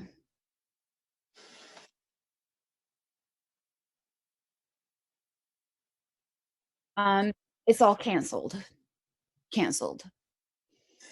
Prototype is the first in the world.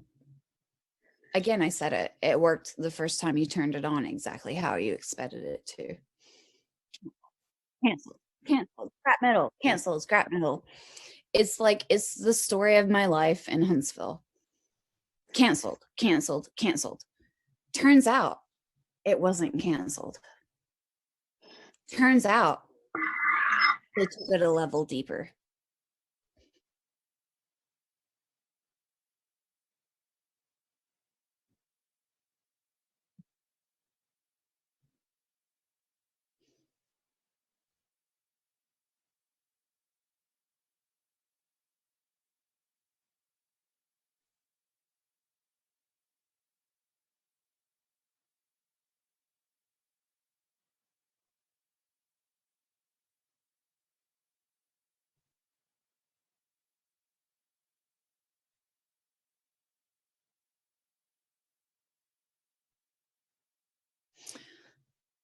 So, Mark,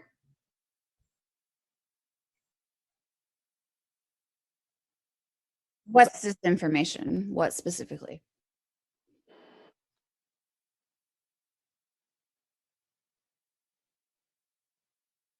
True, but not true. Yes. Yes, slash no.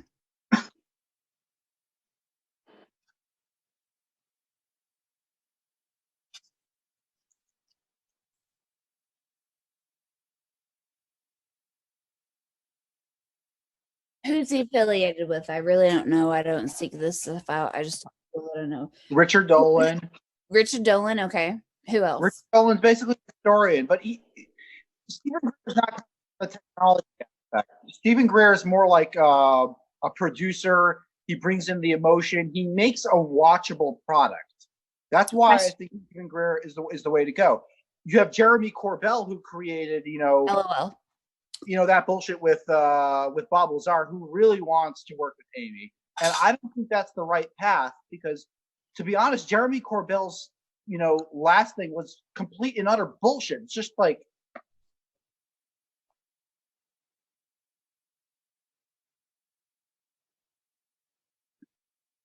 It's bullshit. basically what we're doing over here is we need to stop. No. Pause. Travis Taylor. I have a steak in my mouth. I'm sorry. Travis Taylor is from Huntsville, Alabama. He is a NASA Marshall Redstone Arsenal fucking rocket scientist. He's friends with my technical advisor, Tim Pickens. Tim Pickens, is he? I don't know. Guys, let's keep the discussion on producers. No, so I'm saying, no, hold on just a sec. Travis Taylor is the legit rocket scientist. He has a great reputation. He's a smart man. He came off dumb. No. Pause. Travis Taylor in Skinwalker Ranch was playing the role of the everyman, the straight man. What's going on? Question. That was his role. He was given that role. He understood that role and he executed it. He's not dumb. He's a legit fucking rocket scientist.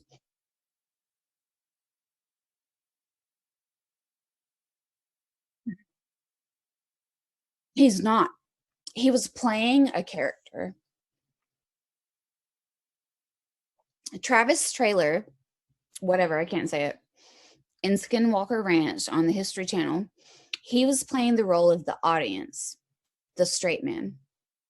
The audience. If you've seen Arrested Development, Jason Bateman is the straight man. I don't know if you've seen it. Jason Bateman is the straight man. He's the one sane person in the whole show. Travis Taylor represents the audience. And he asks the questions that the audience would ask. And that is his only reason to be there. And he knows it. And he does it willingly for a paycheck. No, he's from here, like Rocket City Rednecks. Do you know what Rocket City Rednecks is?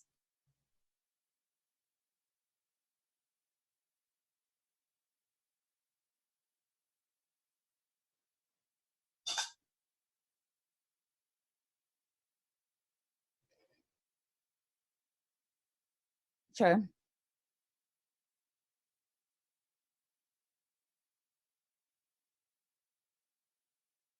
Sure.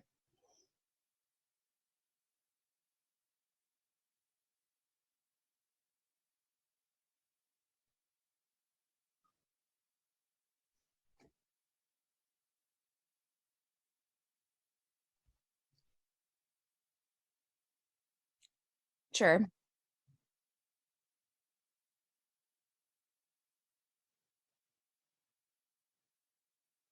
Yeah.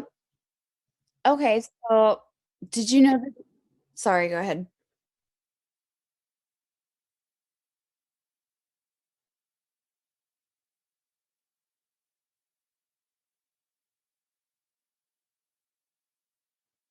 Script, script, paycheck, script, paycheck. Straight man represents the audience, script, paycheck.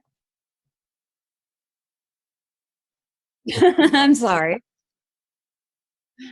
Yeah, so he did a show for, I think it was the Travel Channel, called Rocket City Rednecks. And it was literally about rocket scientists in Huntsville, Alabama, because dude, the rocket scientists in Huntsville, Alabama are in fact the most advanced rocket scientists in the world.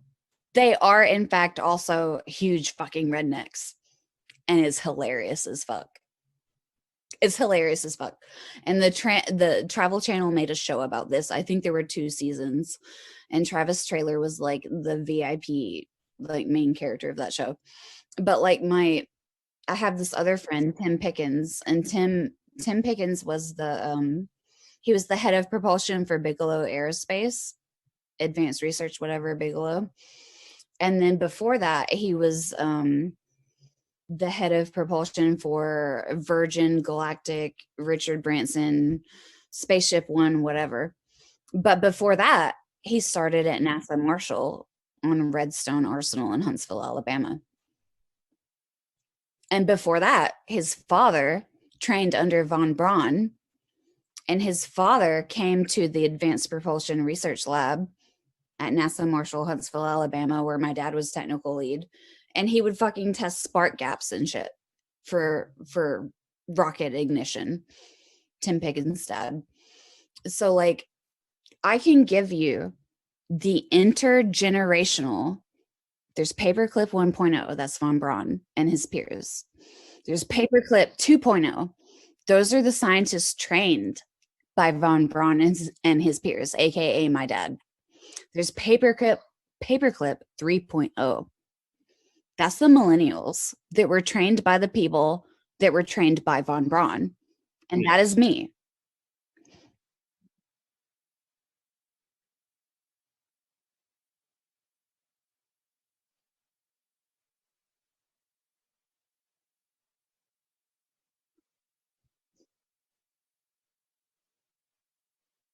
MIT is Spook City. They work with SRI. Like if I see, oh boy, if someone approaches me from MIT, I'm like, what's your SRS? What is your SRI connection? How? If someone approaches me from MIT, I'm like, but how do you know how? And why are you talking to me? That's MIT. It's crazy. No, Huntsville's like this weird little time warp of propulsion advancement. We don't do anything else. Huntsville, the stereotype of Huntsville, Alabama is like your daddy's a rocket scientist. Fuck you, join the club. Your daddy's a rocket scientist. Fuck you, join the club. That's Huntsville. It's like you go to networking events. You go to networking. No, it is. It is. So if you talk to the people in the know, like I talk to, they will tell you that there is an estimated 5,000 foreign nation state agents in Huntsville, Alabama. Would you not suppose that perhaps there's one domestic nation state agent per foreign agent in Huntsville, Alabama? Guess what? The population is only barely it's barely over 100,000, man. There's barely over 100,000 people here, and there are 5,000 foreign nation state agents. They're bartenders. They're oil mechanics. They're medical device salesmen. They work at a restaurant. They work at your doctor's office. Their sole purpose is to go to the bar and sit there and listen to you talk while you're drunk. That's it. Period. There are 5,000 foreign nation state agents here, and all they do is go to the bar and listen to you talk while you're drunk. That's their job. That's their job. They will roofie you. They will threaten you. They will follow you. They will get information out of you one way or another.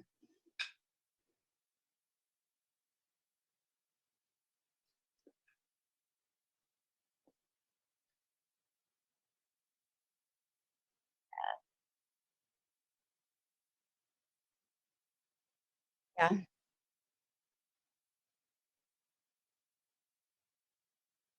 The ether tells you that.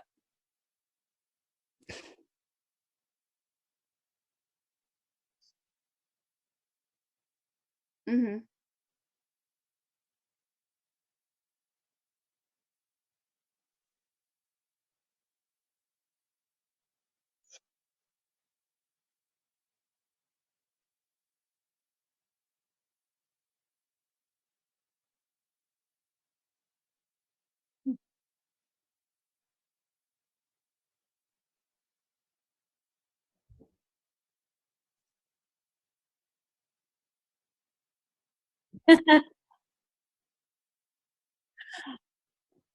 It says the fascinating world of graph theory. The fascinating world of graph theory.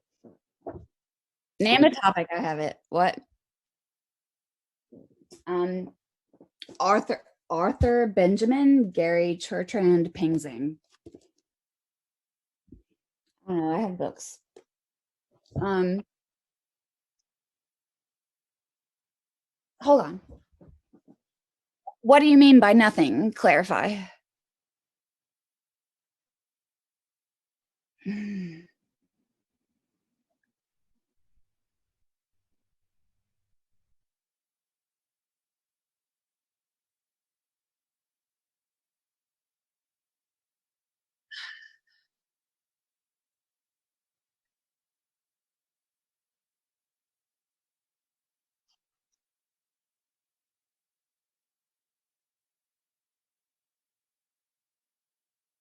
Space and subspace. Mm, y'all chat for a minute. Let me look for a book about nothing on my bookcase. Y'all chat for a minute. Let me see what I got. Let me see what I got. Hold on. Um, a book about nothing. Hold on.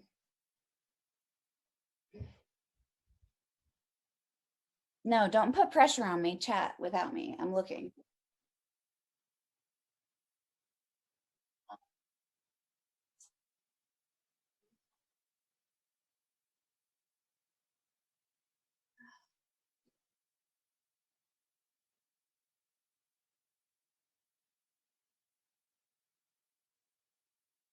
Yeah, I'm a nerd.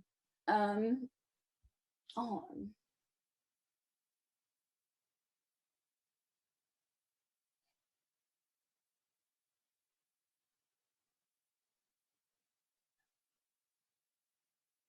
yeah. I really like set theory and group theory. I desperately wish that I had taken more math in college.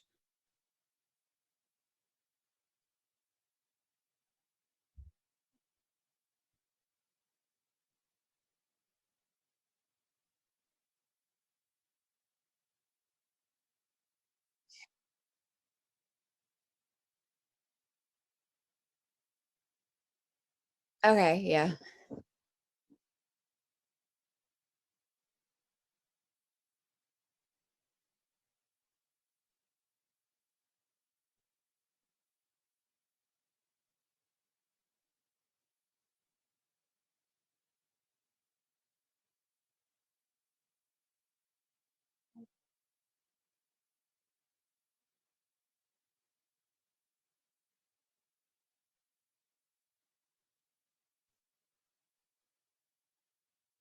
Oh, topology. I just found it right there. Okay.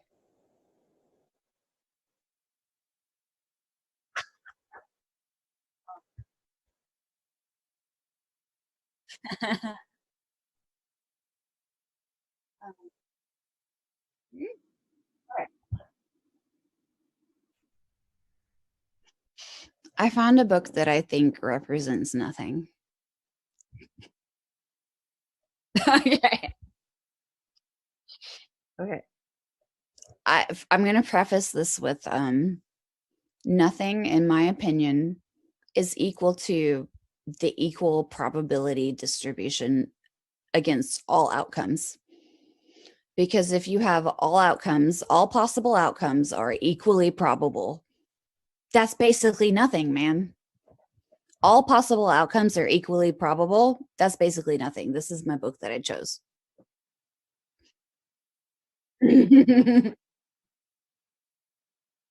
This is my book that I chose for that. Yeah. Um,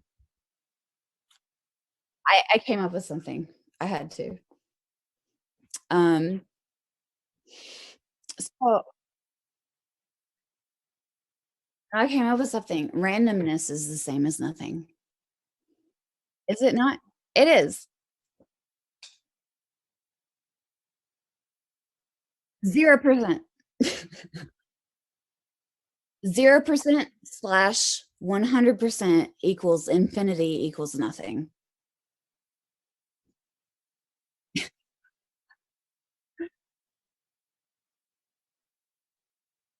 DNA. DNA. Oh, I was muted the whole time. I didn't realize that. You were talking. Yeah, basically, we are the finite to God's infinity. That's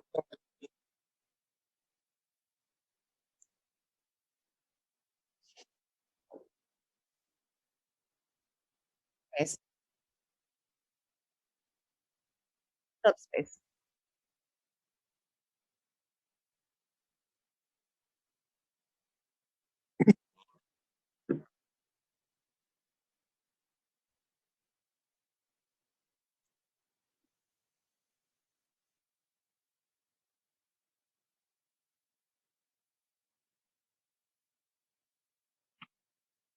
the way I like to look at it is we're all basically vectors. We're like an arrow that's pointing in a certain direction toward a certain reality. And what we think about, we bring about. So what you're thinking and what you're concentrating on is what you want to create. And recently I've been concentrating on bringing about anti-gravity technology. That led me first to Jeremy Riss, because you're one of the most public people about this.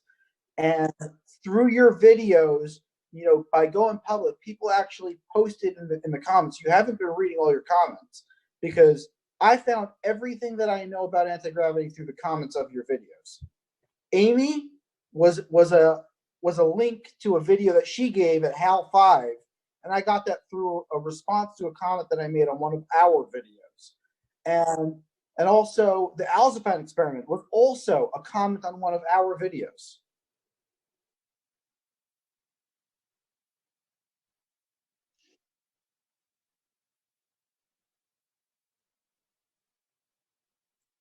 It'll come. Yeah. So that's why we make such a great team. You're the caller. You're making the noise. I'm the bullshit meter, and that's how we found Amy. I I had to take off the contact form on my website. Dude, yeah.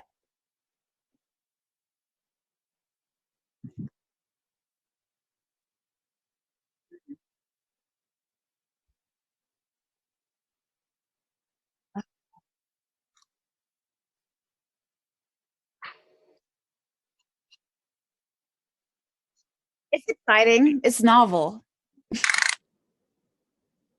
Thrilling. I feel thrilled.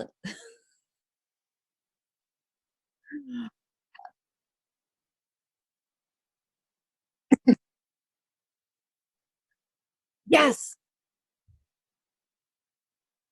Dude. But we need to get to the other level. Mm-mm. No. Mm-mm. Mm.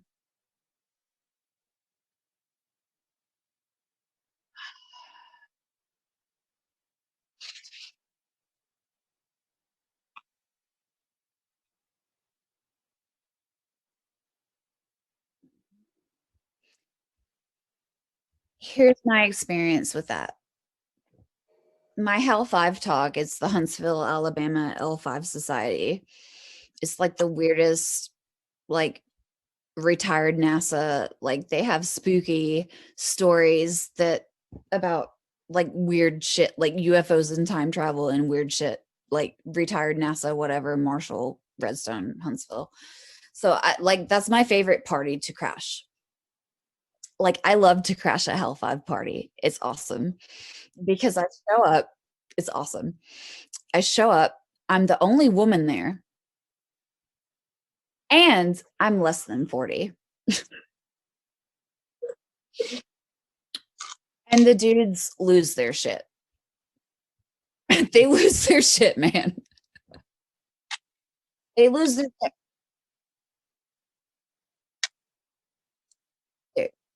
I'm a woman, I'm under 40, and they have heard stories about my dad. They're like, Richard Eskridge, fuck, he's crazy. I've heard stories about him. Like, I've literally been at networking events and I'm in line just for an event or whatever. And I talk to a random NASA person and he knows the name Eskridge. And he's like, oh, Richard Eskridge, he's a crazy motherfucker. He's like, he gave me a spectrophotometer this one time and I took it home and I opened the box and a snake crawled out of it. That's a real story I heard.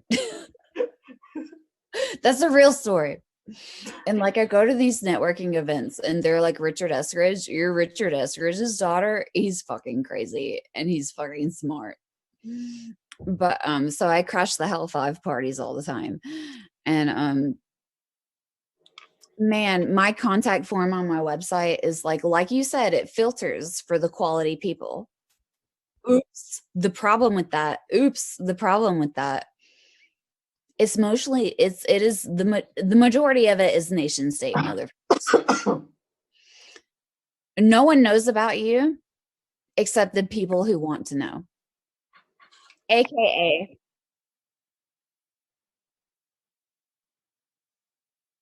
AKA so Galactic Greg is the founder of the Hell 5. He's been the founder of the Hell 5 for like 25 or 30 years. He's got this awesome beard. He's got this awesome beard. He started this YouTube channel. Jeremy, what are they going to hire you to do? You're doing what you're good at. What are you good at? That's the real question. You do it all for free. Let me comment on that. The biggest problem with really smart motherfuckers is they solve one really big problem, they get a pat on the back, and they rest on their laurels forever. I'm really smart. I'm a smart motherfucker. I'm a genius. I solved this famous problem. I published this paper. I got a Nobel. Dopamine, dopamine, dopamine, reward complex in my brain. Dopamine, reward, reward, reward. And they rest on their laurels. You know what they do with their smartest people? Cancel, cancel, cancel. Dopamine block, dopamine block, dopamine block. They get the ideas from you. They get the design. They get the prototype that works the first time you turn it on, and then they cancel it and they take it a level deeper. Because the fact is, it's a waste of your time. If you're a problem solver, if you solve impossible problems, it's a waste of your time to optimize a problem you've already solved for application. So what they do, you solve the impossible problem, and then they cancel it in the white world. They move it a level deeper. They optimize it for the secret application, and they give you a new problem, and then they cancel it. And then they give you a new problem, and then they cancel it, and a new problem, and they cancel it. And they psychologically abuse you into seeking the dopamine of the satisfaction of reward. And they use you as an idea factory. That's what they do to their smartest people. Because if they reward you with success, you rest on your laurels. I'm so fucking smart, I never have to try again. But if they cancel, you're constantly trying to prove yourself. You're constantly trying to solve the next problem, because the last problem, you solved it, you didn't get recognition. So the next problem, you're going to solve it again, even faster, even harder to get recognition. They cancel it again. They give you another problem. They give you another problem. You still have no satisfaction. You keep trying. Why are you What? trying life, liberty, and the pursuit of dopamine? No, they psychologically abuse. They psychologically abuse their smartest people. They've done it to Squeeze us. them. They're squeezing them. That's what they're doing. They squeeze them. True. Here's a problem, solve it, cancel. Here's another problem, solve it, cancel. Prove yourself, prove yourself, prove yourself. Amy, and you have all these that's geniuses. what your body's doing to you. You always need dopamine. Hush. They have all these geniuses that are constantly trying to be like, damn, I've worked at NASA for 40 years and nothing I've ever done in my entire career has been deployed. Cancel, cancel, cancel. I need to try harder on the next one, or my career is a failure and I've wasted my entire career of being a genius. Guess what? All of those ideas got applied and optimized for the secret space program, motherfucker. You never saw the success. You never got the satisfaction. You never got the pat on the back. You never got the dopamine. And it means that you work harder on the next problem to prove yourself, so your career isn't a waste after 30, 40 years. That's what they do in Huntsville, Alabama. They psychologically abuse you into solving problems forever. Idea factory. Straight up. I don't know.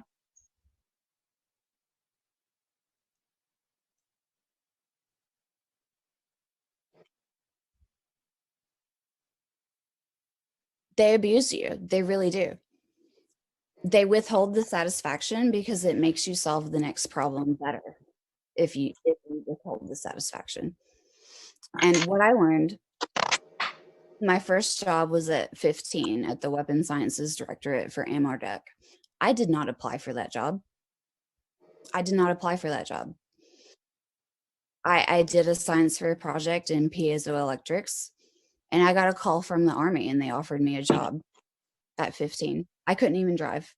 My brother had to drive me into the arsenal because they offered the job to both of us, me and my older brother who could drive. And we carpooled every day for the summer. 15. Yeah, dude. They're like, hey, I heard you did piezoelectrics for the science fair. Here's a job at the Weapons Sciences Directorate, Building 1408 on Redstone Arsenal. And like, I left defense. I was born for defense. I was raised for defense. I'm like 10 years old and my dad is at the whiteboard like, this is how physics works, little girl. And I'm like, my brain is expanding. It's too hard, but my brain is expanding since I was young. I was born for this. And I got a job at the AMRDEC Weapons Sciences Directorate. And then I did that for 2 years. And I was like, LOL, I'm going to go do gene therapy now in biotech. And when I left, they were like, hey, if you ever want to come back to AMRDEC and explode things, let us know and we'll pay your tuition for engineering. And I was like, LOL, I'm going to go do biotech now. And for the next 10 years, I got so many offers for engineering jobs. It was crazy. Defense jobs. They tried to pull me back in so hard. It was just insane. And I was like, no, I'm going to do gene therapy though, bro. And then I did that for 10 years. And then they sabotaged it. I was 6 months away from a PhD in biotech. Totally sabotaged it down the toilet. Completely ruined. Over it, like it was you know, it was through like a fake vehicle of sabotage, right? It was like a sexual harassment thing. It was like a really horrible court case, like really horrible thing. But you know what? If that hadn't happened, if I hadn't have been sexually harassed in grad school, I wouldn't be doing anti-gravity right now. That's right. I wouldn't be doing anti-gravity right now because Jer- I would be, Jeremy, they already did that. Jeremy, this is what I tell you. This girl No. is the anti-gravity messiah. If I had not been horribly harassed in grad school, I would be the CEO or the CTO of a gene therapy company right now. And I would not have time. I would not have time to fund my dad's anti-gravity research. But but because I was harassed in grad school and I have PTSD now because it was horrible, because of that, I'm funding anti-gravity right now. Because of that. Tried to pull me back in so many times. It was crazy.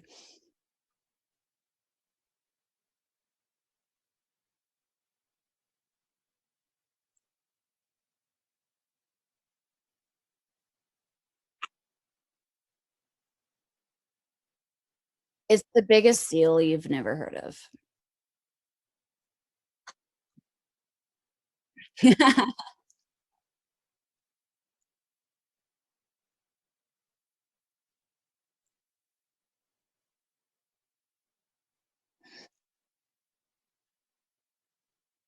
It doesn't exist, except everyone in Huntsville knows it.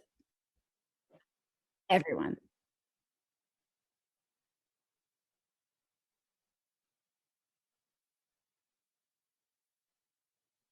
It's crazy. No, who's that? Let me Google.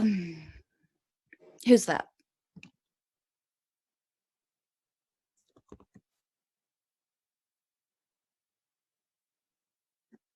Yeah, that was my first science fair project.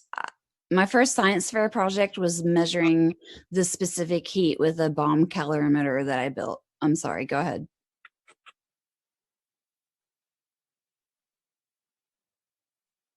Okay.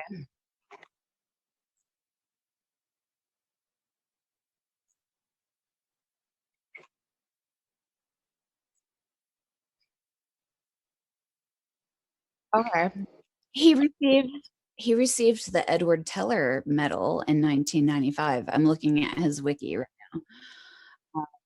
The IEEE Nuclear and Plasma Science Award in Fusion Technology in 2003. Like, I could go in my childhood bedroom right across the hallway over here, and I have so many fucking IEEE certificates. It's just crazy from the science fair.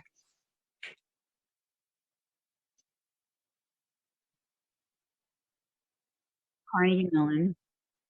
Okay.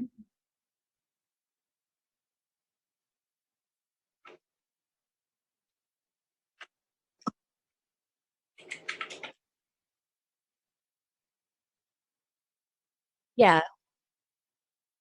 Mhm. That's cool.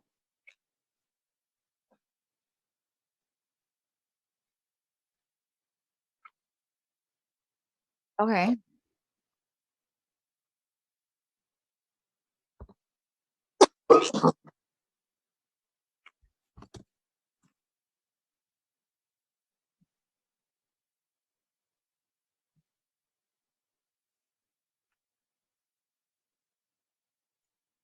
Oh, that's neat.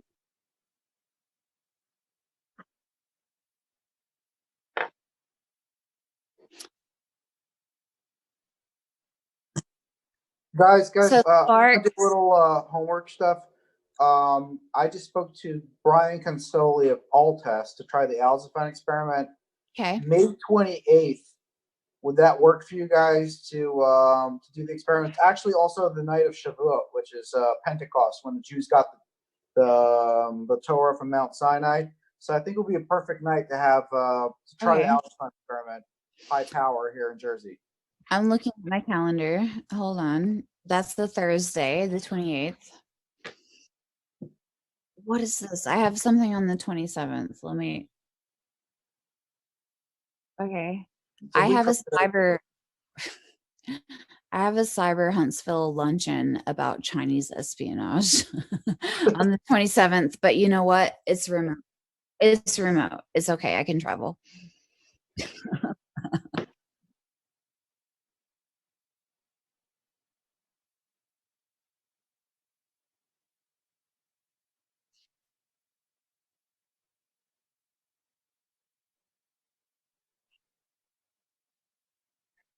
Yeah.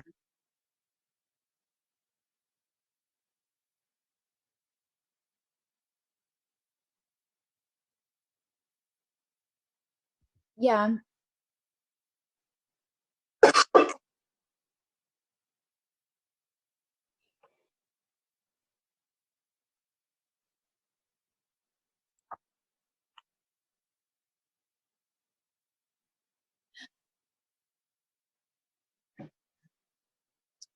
Turn off your Bluetooth.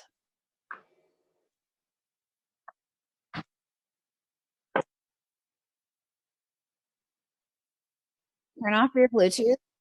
Do you have a Mac or a Windows machine?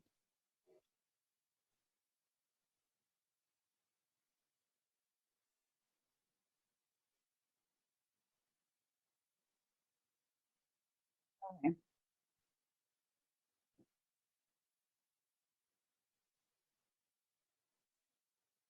Here's the thing about open source. Here's the thing about open source. They're not necessarily looking for your data. Your data is whatever, it's compromised already. They're on all of your devices. They have your data. They have the technology already. They know. The surveillance is 100% about private, personal intel and intimidation. They already know what you know. They have your data.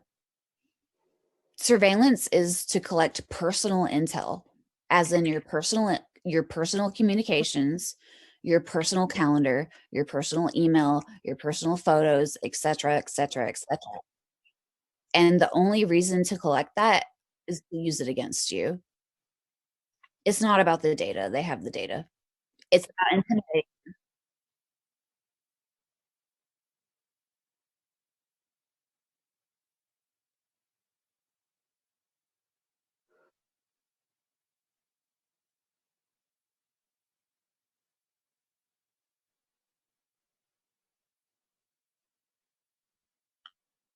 You have no privacy. You have to assume if Russia or China or the secret space program or whatever the fuck nation state, if they want it, they're going to get it.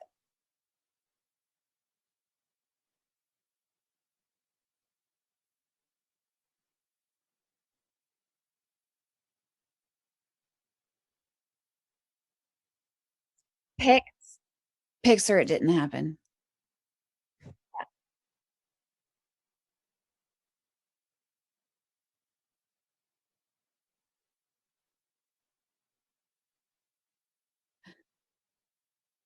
It doesn't work. It's hopeless. Like I have crazy ass malware on my shit that they like. I have multiple Bluetooth attacks, like physical proximal within 100 feet of me, physically Bluetooth attacks that I have logs and live packet captures for all over town. No, it's not cool. It's disturbing. It's disturbing. I have Bluetooth attacks that happened within 100 feet of me at my co-working space at my office and at local bars and at the local university Yeah, within you know who 100 did feet it of at me. your co-working space? It was the guy from Atlanta, right? That was SRI guy. There's like so many people that have gone through that co-working space. Like my co-working space is like the internet was set up by this NSA black hat hacker dude that I hate. His name is Greg. He's a douchebag. But like their whole network was set up by this NSA black hat insider Greg. I hate him. What?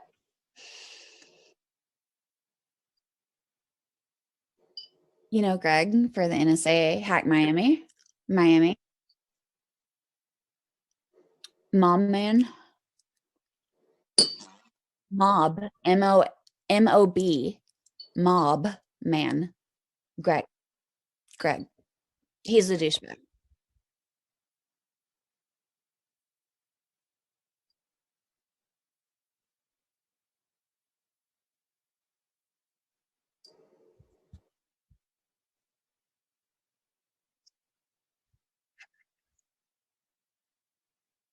Yeah. Let me write it down. Okay. It might be the same group because they've been harassing like crazy. What's his last name? Greg. I hate Greg. He's got this weird fucking mustache and he flew a drone and laughed at me that one time. What is his name? Hold on. So there's like this whole crew from Miami and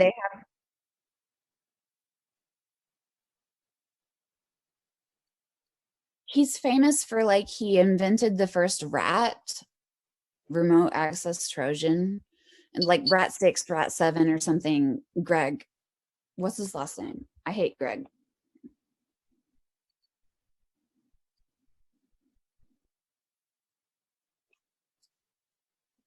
Okay, hold on. I'm looking up some shit here. Do I have Greg in my phone? I guess I do. Hold on. He's an NSA black hat motherfucker from Miami. Greg, hold on. Greg Mob Man. He's he's in my phone as Greg Mob Man, which is his handle. I don't have his last name in my phone. I have his handle in my phone. Jeremy, Jeremy, have you Yeah, ever so met somebody who's this deep down the rabbit hole before? from Florida? Tampa is not his last name. He's just from Florida.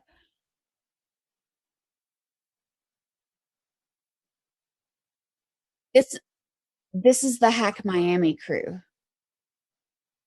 Like Lizard Squad. Lizard Squad.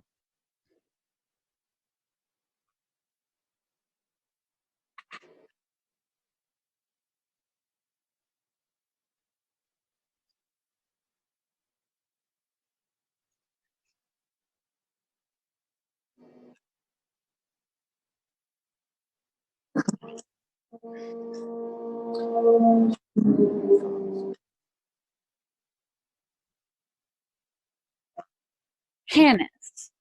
Greg Hannes. Greg Tampa at hireme.com. Greg Tampa.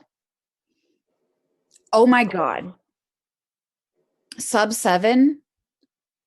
Sub 7 server is a Trojan horse program. Sub 7 was originally written by a programmer with the handle Mobman. No, Sub 7 Wikipedia. Greg Tampa. Are you serious? Greg Hannes?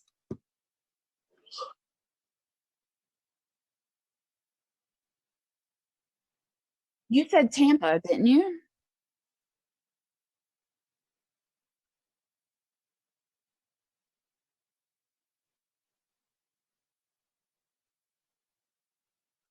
Yeah. He's the douchebag. No, I know him. He's a douchebag. And he works for the NSA. Who is the real mob man? Let's see. There's an article here about who is the real mob man who invented Sub 7. That's Greg. He's a creep. Um, dude, actually, look at he's from Hack Miami. Do you know Alex Hyde or Seth Whale? Seth Whale. W Whale. He's famous for having a microchip implanted in his hand because he can shake your hand and hack your phone that's in your pocket. Do you know Seth Whale? Whale. Are you serious? He's ex Navy.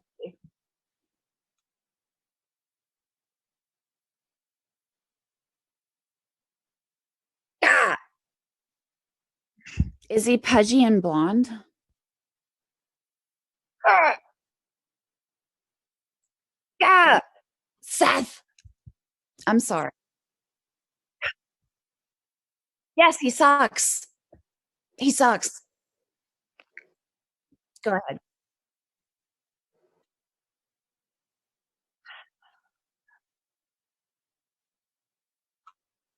Yeah.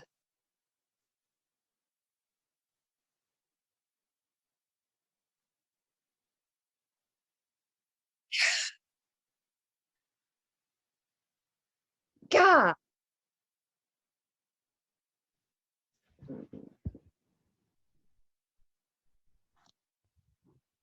Yes, he sucks.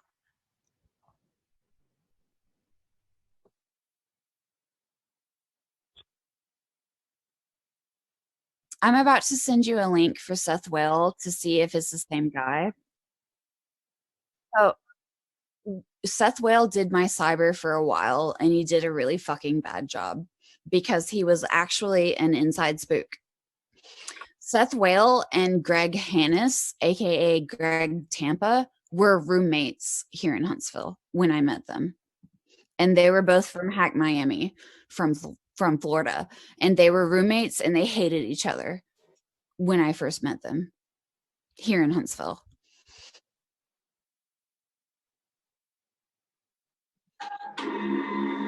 Hold on, I'm looking. Hold on.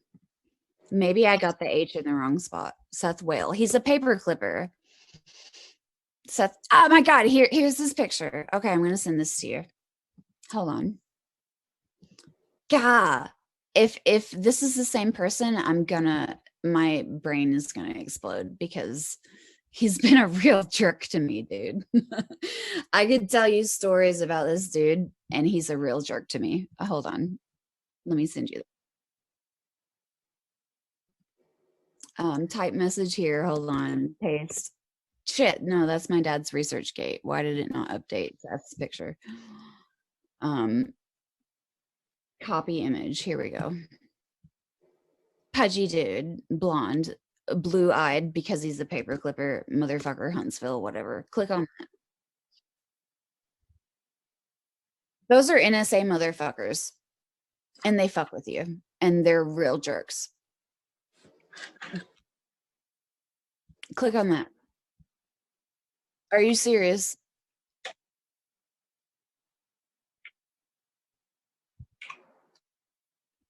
Would you recognize Greg if you saw him? Let me find a picture of Greg, mob man, Greg Hannis. Here he is. Fuck, here he is, Greg. He's looking real creepy in this picture, so it's accurate. So I'm gonna send you this one. Oh God, I hate these people. Hack Miami. I went to Hack Miami 2 years ago, and the whole fucking crew has been harassing me for a fucking minute, man. Let's see. How do I copy this?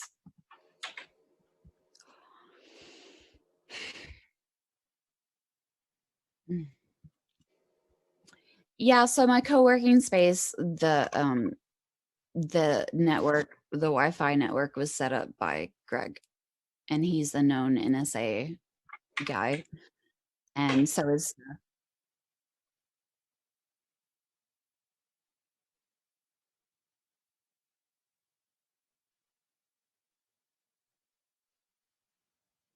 dude. Okay.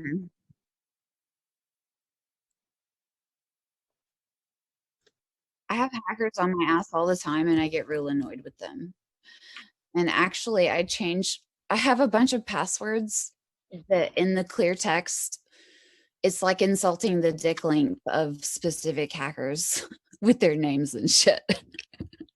So they read my clear text passwords and it says like your name here has a small dick and you're pathetic. Because I know who's hacking me and I insult them in my passwords. Because I'm sick of it, man. I'm sick of it. I'm tired. I'm real tired. Jeremy, you know what's crazy? The people that are hacking her have all the information that she has. They already know Yeah. this. Yeah, No, they're just fucking with me. they're fucking with you for a reason, to make you pay attention to them. I know. That's why I name You my need to pay password. attention to anti-gravity. You need to stop paying attention to this bullshit because it don't matter. That's why I changed my passwords to insulting them. That's very cute. It's cute.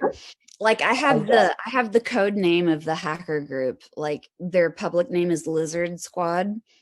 And then they have this code name that's just their private signal group. And I have my passwords are like the code name is pathetic. Because I know their fucking code name, man. I'm sick of it.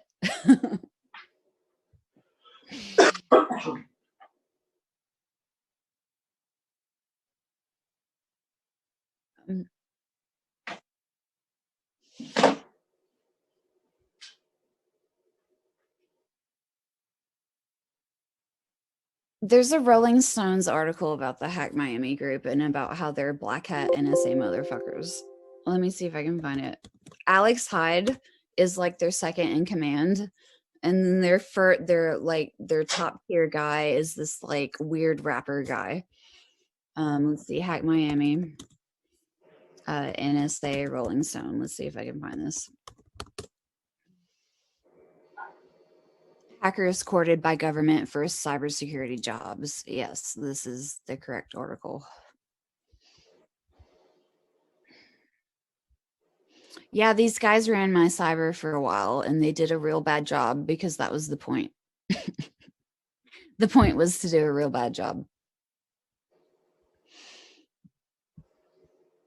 And they troll me all the time. I troll them back though.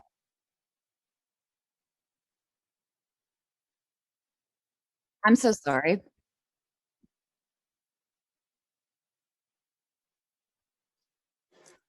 There is like a really super disturbing and like I would probably have a panic attack if I saw it. But there's like a really super disturbingly huge, shockingly huge pile of intel on me personally that these people are using against me. Like like they know more about me than maybe I do. It's really bad. It's really bad. They like know my nicknames and they know like phrases that are significant to me existentially and they know my friends. They're lurking in the accounts of like all my friends because they tweet me from my friends' accounts all the time with malware. They're just lurking there and like it's bad.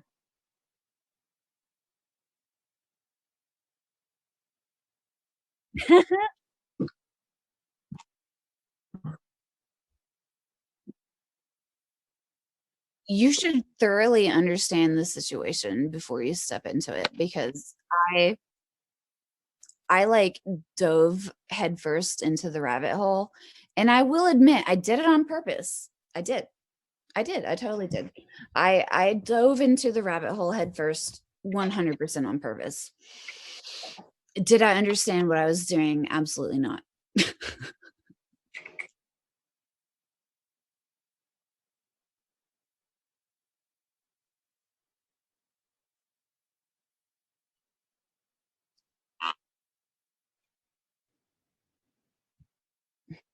Jeremy,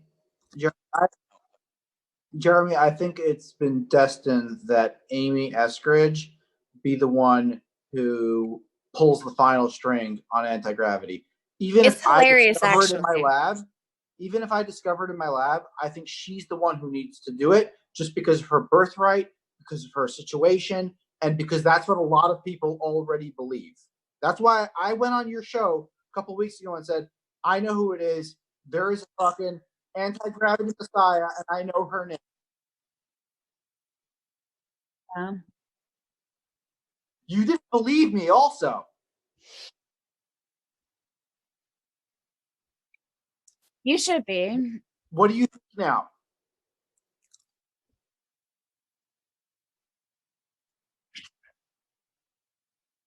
Yeah.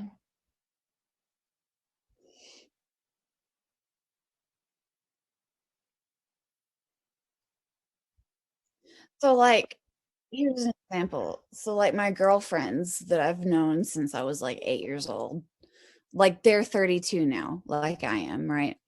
And so I'm calling them, I'm talking to them, and I'm like, yo, we discovered anti-gravity and it's a real hassle. Like we discovered anti-gravity and it's like the worst thing that ever happened to us in our entire lives. It's like a fucking curse. It's horrible.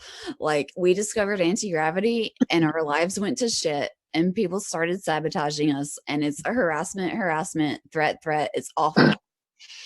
And I'm talking to my girlfriends that have known me my entire life and they're like, "Hey, I've known you forever.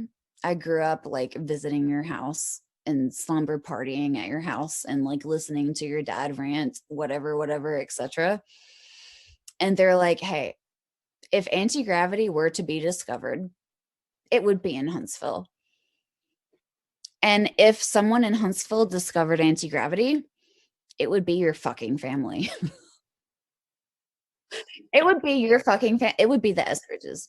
And my girlfriends that grew up with me are like, I I believe you. I have no doubts. They're like, whatever. I grew up in your house and yes, I believe it. I don't even have to see it because I know you. They're like, yes, it makes perfect sense. Perfect sense.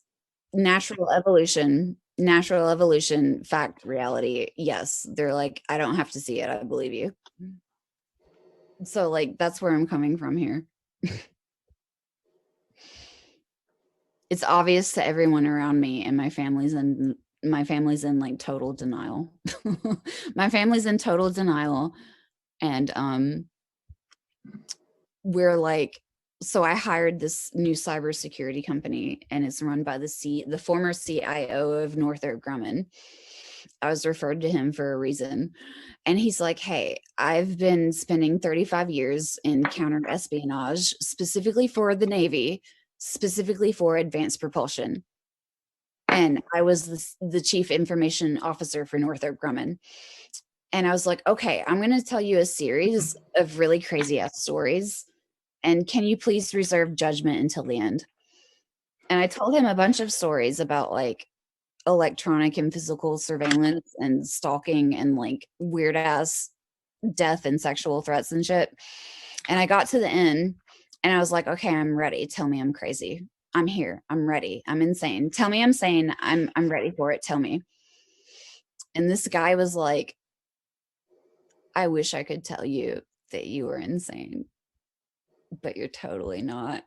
I'm so he was like, "I'm so fucking sorry." He was like trying to let me down gently. He was trying to let me down gently and he was like, "The stories you've told me, I've heard from other young women in technology positions." And he was like, "They do it on purpose. They do like crazy ass shit to you that is unbelievable just so that you feel like you can't tell anyone.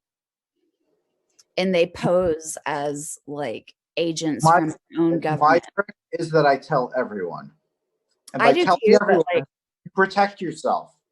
I tell people, but I wait until I have 5 or 6 smoking guns before I open my mouth.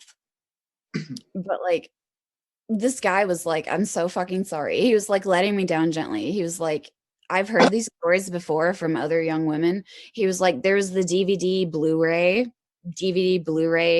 Epic War where it was like uncertain for a while whether DVD or Blu-ray was going to predominate and it was between like US and China." And he was like, "There was this female like technology executive in the US that was affiliated with that." And he was like, "She couldn't go to the grocery store with her children without receiving like people following her in a car and like threatening her in the parking lot." And he was like, "I've heard all of he's like, "I've heard half of your stories and the half of them that I haven't heard, I totally believe." He was like, "They do crazy ass shit to you just so that you feel like you can't talk about it."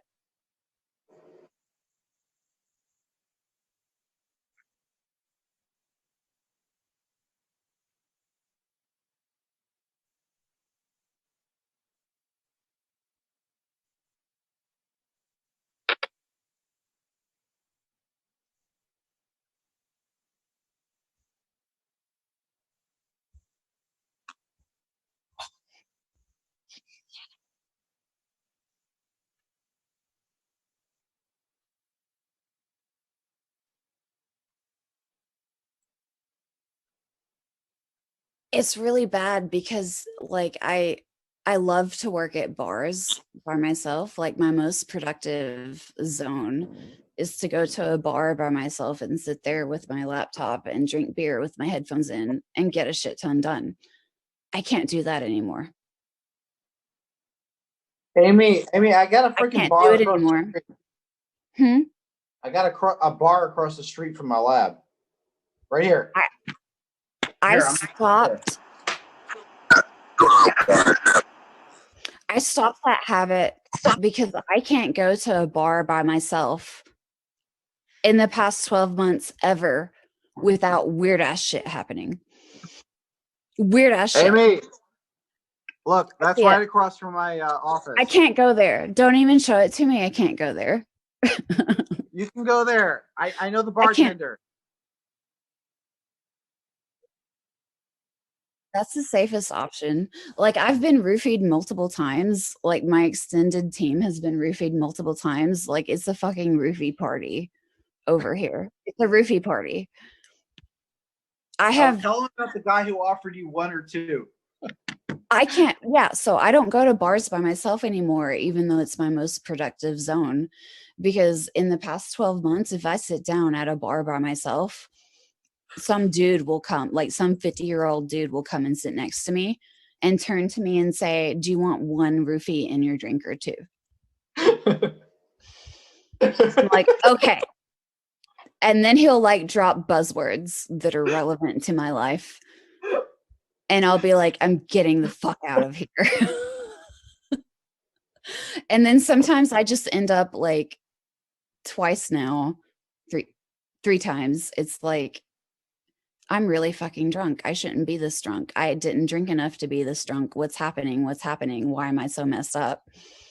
And then all of a sudden the people at the bar around me are like, "What do you do for a living?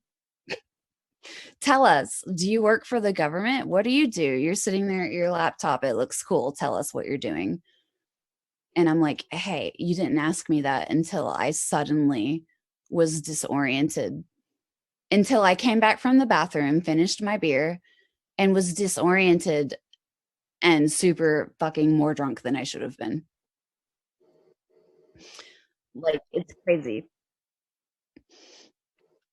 It is. It's like,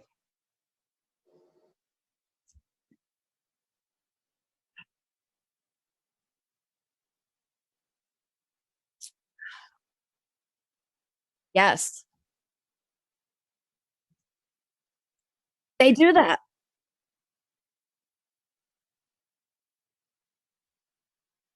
No, you just haven't noticed it.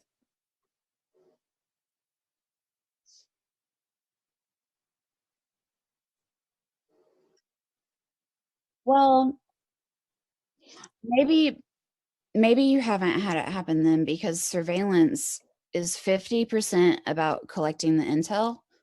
The other 50% is just straight up about intimidating you and making you be scared.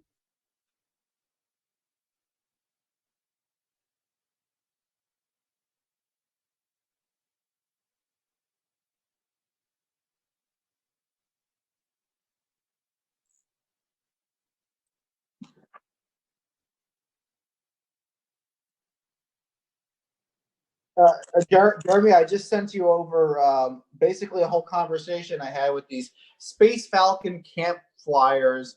They're doing the Falcon space program, and they're looking for kids between ages 8 and 11 to send into the future on the USC Hawkeye. SSP 20 and back. You know about 20 and back? Oh no, this is millions of years in the future. They're gonna disappear. Do you know about 20 and back? No, You no, know no. about They're 20 and back? threatening to take a Shira on a 20 and back. My daughter. I don't know. It's like a million and back or something like that. No, it's 20. No, no, no. This one is life millions of years in the future. Millions of years. They're like, No, no, whoa, we're no, gonna no, disappear. wait. But you know what? Yeah. You know what? 20 If isn't the my number of fucking years in daughter the future. 20 disappears, is how many years you spend in service if before my they wipe daughter your memory. disappears, there's a lot of people who are hear about it, and a lot of people who are going to be in trouble. So like I have multiple 20M backers that have reached out to me over random, the internet, whatever, and they all tell the same story. It's really weird. They all tell the same story. They all fucking thank me for my service. They thank me for my service, dude.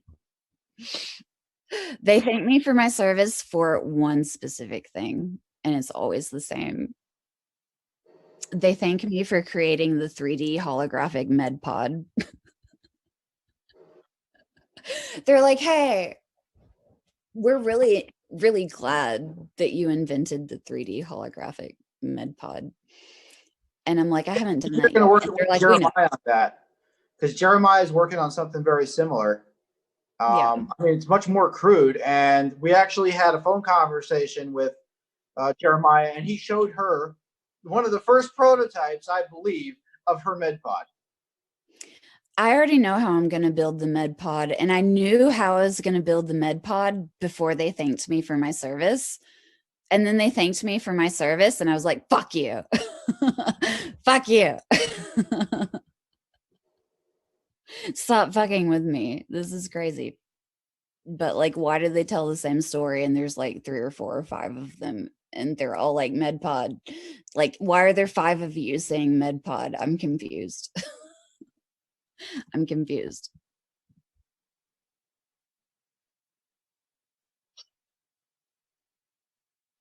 Really? Who is that that talks to you about that?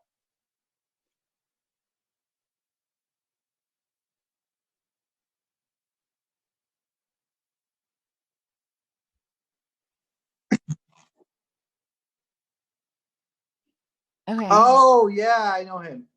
He What? yeah, he's in like rock.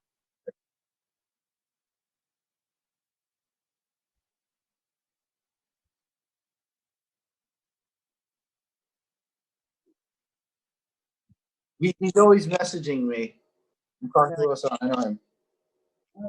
Let me click on this. I want to see his face. He works in the Bronx. He's close by. He's close by me. Oh, I don't know him. I don't know him. Yeah, he's useless, but he's very very interested. He's harmless. Harmless. Mm-mm. Harmless, no.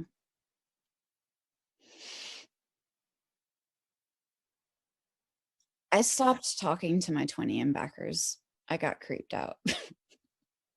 I'll admit it, I got creeped out.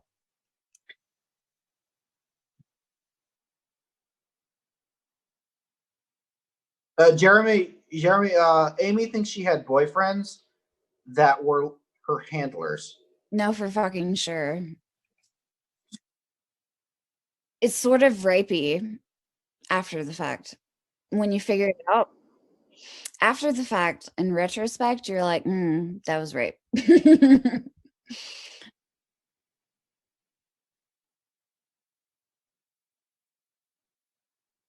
Yeah, like the Freemasons have been sending me boyfriends. It's kind of nut. Like I had this 33-degree White Knight of Malta English and Scotch rights like super double Mason that pursued me and dated me for 6 months. And he's on Mars now. He doesn't exist anymore. Like he broke up with me and then he was erased from the internet forever. He like doesn't exist anymore. But he's a He's on a 33 mining degree White colony on Knight. Mars. What? He's on a mining colony on Mars. It's like retarded. Last time I saw him, he was scared. It was after we broke up. He was scared. And he was like, I'm into some shit that I can't get out of. It was really bad. And now he's erased from the internet and doesn't exist anymore.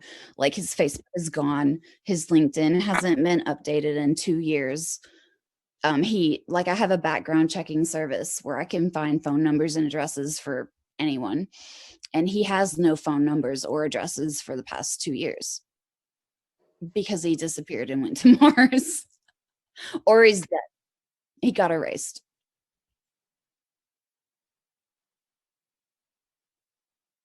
Handler romantic partners, 6 months exactly.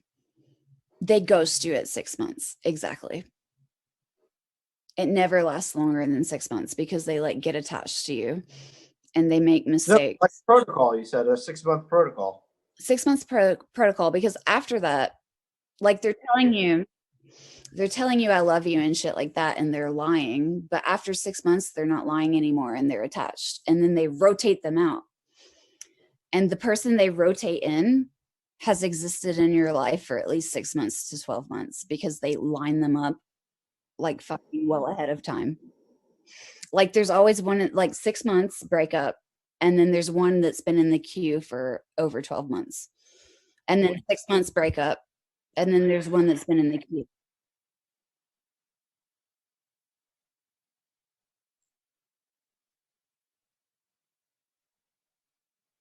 It's really hard. Like people walk up to me in public and I'm like, fuck you, go away. Fuck you. I know who you are. It makes it really hard. But you can tell a handler from when they shut the fuck up because you talk to them about your crazy ass life. Your life is crazy. I mean, you have a handler, your life is crazy. You're into some shit.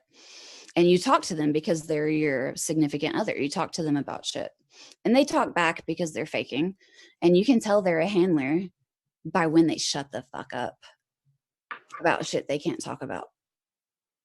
That's how you can tell. When they become silent and they just nod their head like, I can't say anything. That's a handler.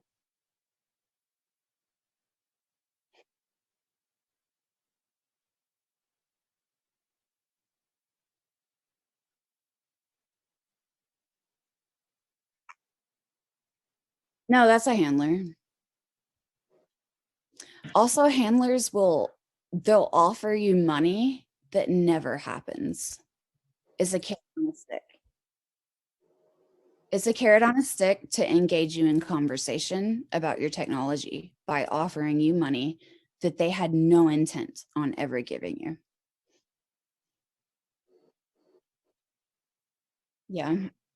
Dan Cooper, the katana wielding, time traveling, chess playing super soldier. I've talked, like, I was friends with him for a while, but he was just whatever plant. But he would be like, Amy, just date the handler. It's okay. You have to date someone. He's like, they're usually good in bed. Just date them. And I'm like, Dan, you must not know about like guilty, I'm raping you, erectile dysfunction. They're not good in bed. They're not good in bed. They're guilty and their dicks don't work because they know they're raping you. He's like, just date the handler. It's okay. And I'm like, you can date the handler. I would like to date someone that's real. Mm, I've been there, done that. It's really fucked up. yeah. Jeremy, we're basically dating right now. And yeah. What? He didn't say anything. Yeah. He didn't say anything.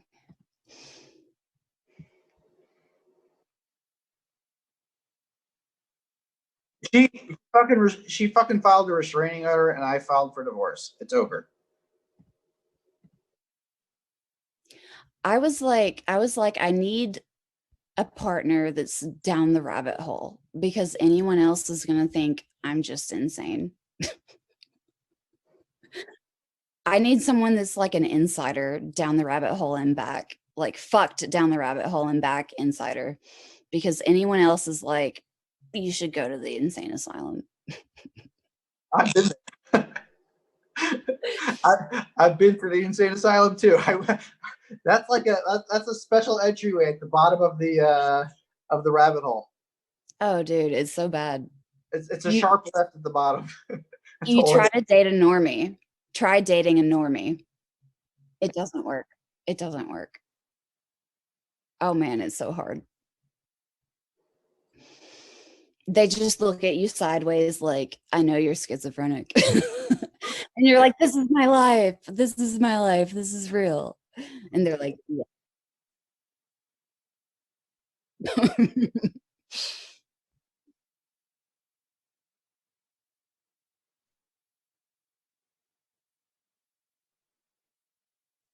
I guess she tolerates it, obviously.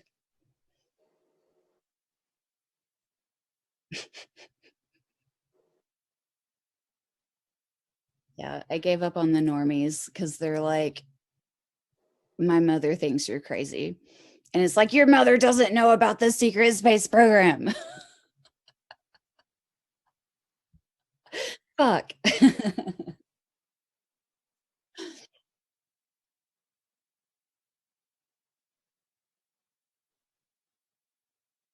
Hmm.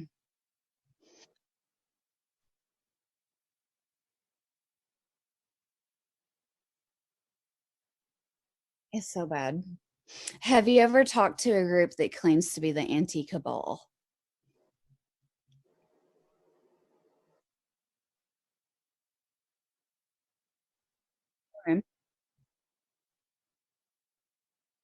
Okay, the Mana World Holdings Trust is, they claim to be the anti cabal, but really they're just a freaking Russian criminal gang, and they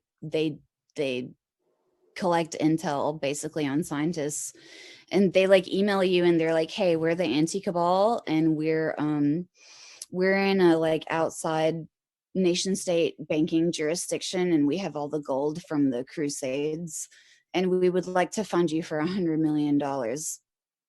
And then you talk to them and they just want your white paper. They just want your white paper. And they're like, we're the anti cabal. There's going to be a dark financial flip where like the whole background flips, but like the public people are still the same for government. We're the anti cabal. It's Mana World Holdings Trust, but like it's really just a Russian criminal gang that's like scoping you out. And what happens is like the Russian gangs that like scope you out for intel, if they decide that you're worth looking into, they refer you to the operational groups. And then the operational groups are the ones that fucking like move into the apartment across the parking lot from you and stalk you physically in your hometown. Like when you get referred Jennifer, from the get this. intel gathering group to the operational group, it's really bad. Get this. Amy, tell them the story of when they swapped out the license plate. The license plate story. I found out that I was being physically surveilled by the following method. Um, we, my ex and I realized, my ex-boyfriend and I realized that people had been breaking into our apartment while we were gone together in the same vehicle. And so like I'm in the apartment, I'm about to go to work, and I'm like, why don't you take out the trash and scope out the parking lot and make sure it's okay before I go to work? So he goes out there and he's like, there's this weird fucking Lexus. It's like a silver Lexus. This is a shitty apartment. Like, why is there really nice Lexus in the parking lot? And it has tinted windows that are not street legal, like just totally dark, totally black tinted windows that are not possibly street legal. And so he comes back in and we're standing in our bedroom window looking at the Lexus and talking about it. And I say out loud, maybe we should walk over there later and take a picture of the license plate, because the Lexus is across the parking lot from us, but it's backed in, so you can't see the license plate. Within 2 minutes of me saying, hey, we should walk over there later and take a picture of the license plate, we were still standing there at the window looking at it, talking about it. And an Eastern European looking motherfucker with a black beanie, dressed all in black, in his 50s or 60s, walked out of the apartment directly across from ours holding a license plate. And he opened the trunk of the Lexus and he took out some tools and he changed the license plate right in front of our fucking faces. And then he walked back to his apartment and he put the old license plate on the front patio and went inside, left it outside. And it was literally like, come get the license plate. I have more. I have more where this came from. Come get the license plate. And then after that, the Lexus started tailing me. And every time I saw the Lexus, it had a different license plate. It would be like Alabama plates, a different state plate. It would be random dealer plates, none of which were local, just like cardboard temporary dealer plates, none of which were any local dealers.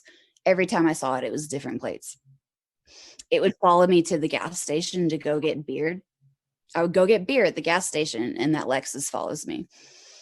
And even my ex called an Uber once. He called an Uber.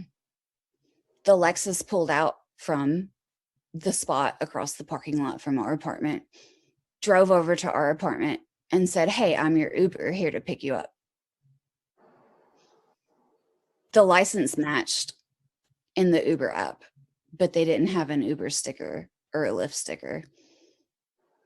You can't drive Uber if you don't have an Uber sticker.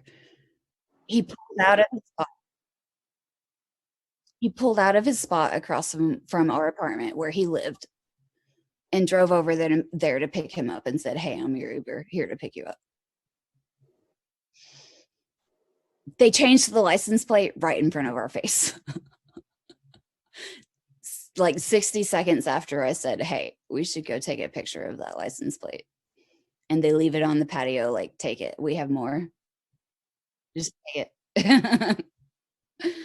Like, I'm scared. I'm tired.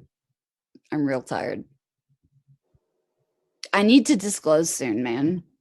I need to publish soon because it's like escalating. It's getting more and more aggressive. Like over the past, this has been going on for like, I don't know, 4 or 5 years. And over the past 12 months, it's been like escalating, like more aggressive, more invasive, digging through my pantage, like digging through my underwear drawer and sexual threats over the past like 3 to 6 months. And now I'm like, fuck, I have to publish. Fuck, I have to publish because like it's only going to get worse until I publish. There's no way out of this. There's no way out of this fucked up situation until I publish. Publish. That's how it is. I have to publish for like my own defense. Basically, what needs to happen is I need to come back there and work as your dad's lab partner. Yeah. Last thing I told him, he took me to the airport. It was like an hour drive. We were talking about all the different shit all the way there. And the last 5 minutes we dedicated to anti-gravity. I told him, listen, I don't, keep your secrets. I'll figure it out on my own. It's a unique opportunity for me.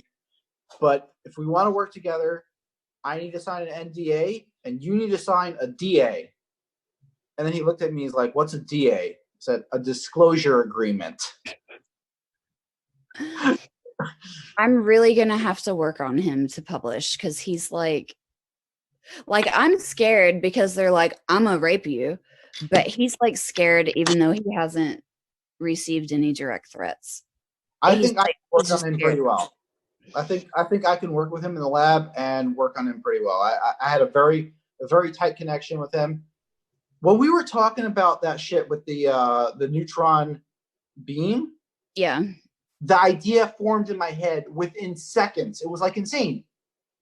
And then your dad's only response is, "Yeah, the shit will weigh a ton. It's gonna be heavy." It's gonna be heavy. That was his response. Not that it won't work. No, that's typical. In charge of whatever. He's a really smart dude. He's the engineer's engineer. Heavy to put on a car, which may be true, but there is so many applications for that device. It's insane what you can do with something like that. Yeah, we can't even think of the stuff that you can do with a neutron beam generator. I've come up with so much shit to do with his anti-gravity force that he hasn't thought of because I'm like, gravity chemistry, yo. And he's like, "What's that?" And I'm like, "It's a paradigm. You just don't know yet." Gravity chemistry. I have a chemistry degree. Just watch and wait. Because he's like very narrowly focused on propulsion. He's like propulsion, levitation, UFO, flying. And I'm like, hey, chemical reactions. It's big. It's a big deal.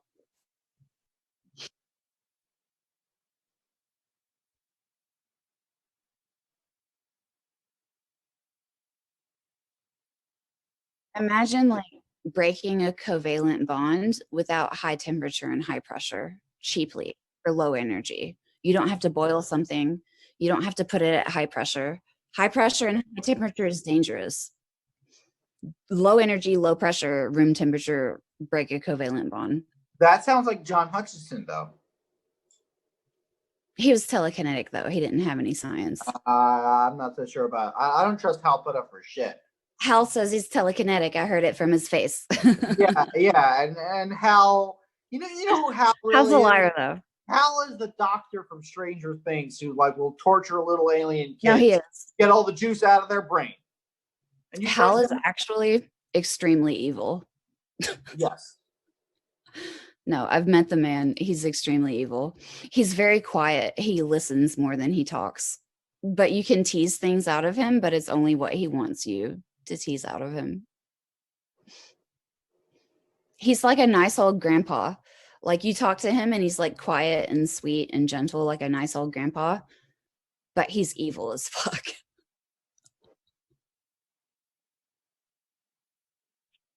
It's creepy. Lou is evil. Brandenburg is evil. Brandenburg is like super evil. Evil. I know people that have worked for Bob Bigelow, like Tim Pickens, he's one of my technical advisors, and I had a intro offer for Bob Bigelow, and I was like, I called Tim and I was like, hey, I know you worked for Bob. Should I pitch Bob? Should I pitch Bob? And Tim's like, no. Tim's like, no. I was his head of propulsion. I did these other projects for him. And he was like, Bob will nickel and dime you to fucking death. He'll take over your budget. He'll want final approval over everything. He'll want majority equity. He'll take over your project and it's not yours anymore. It's his. And then I called Jan because I knew that Jan had worked with him. I was like, hey, Jan, should I pitch Bob Bigelow? And Jan was like, no, he'll nickel and dime you to death. He'll take over your project. He'll like take control of your budget. No, don't pitch Bob. So, yeah.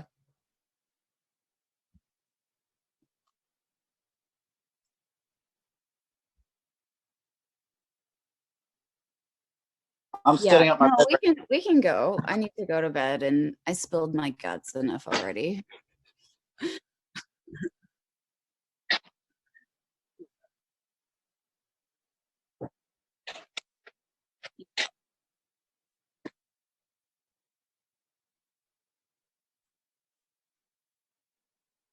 Okay, let me pull it up. What was? Is it in? Did you post the link? Yeah, post it, and I'll pull it up and look at it. I can tell you, Jeremy. Thank you. I'm clicking on it.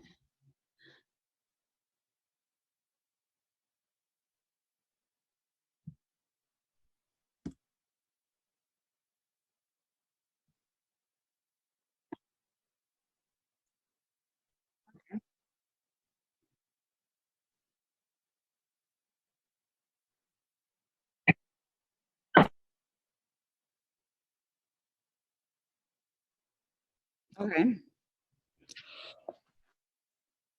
You said what, 1935? 85. Oh. Oh, interesting.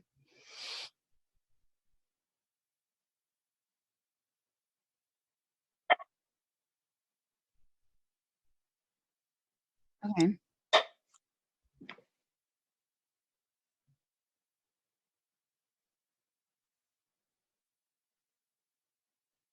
Mhm.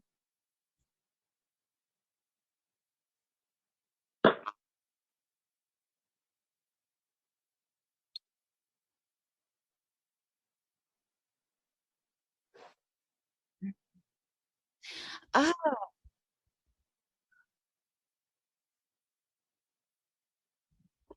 oh, I I'm gonna read this. I'm gonna print it and read it. I see here it says 2 photon state. a two photon coherent state, is this like multiple integers of a photon in a single thing type of thing, or is this different? Gotcha. Gotcha.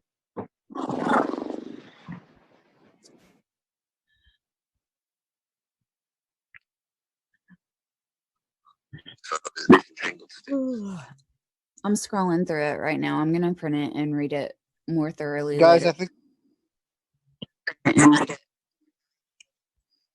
It broke up. I can't hear you, but I think you were saying we need to sign off.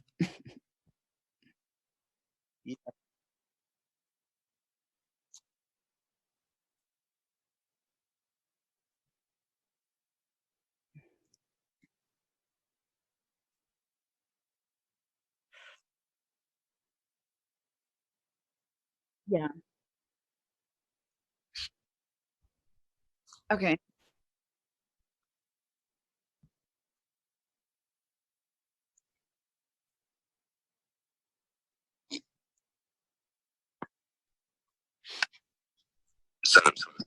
Yeah. So anything that Hal publishes, just flush it down the toilet.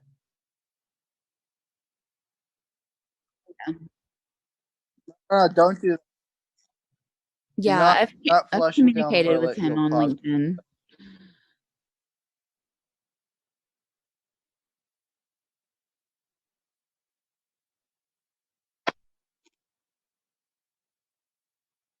LOL.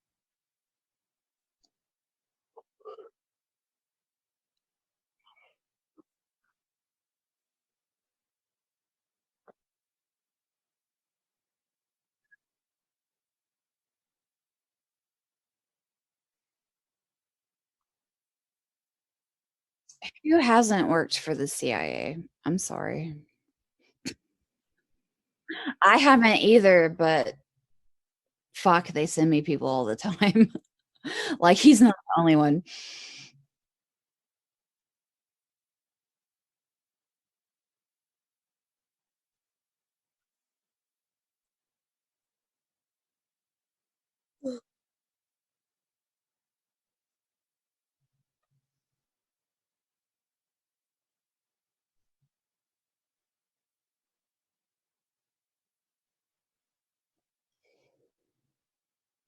Most of those email lists that you can get on that are like VIP email lists, it's a bunch of disinformation.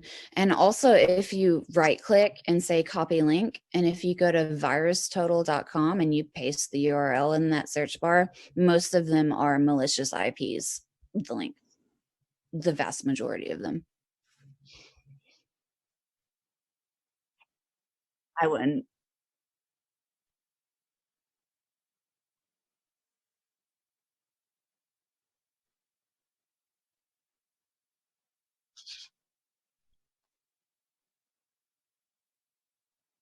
Yeah. If you look at Ron Kita's links, they're all malware, like most of them. Like you can look at virus total for the link IPs and it's like malicious, malicious, malicious, Trojan, Trojan.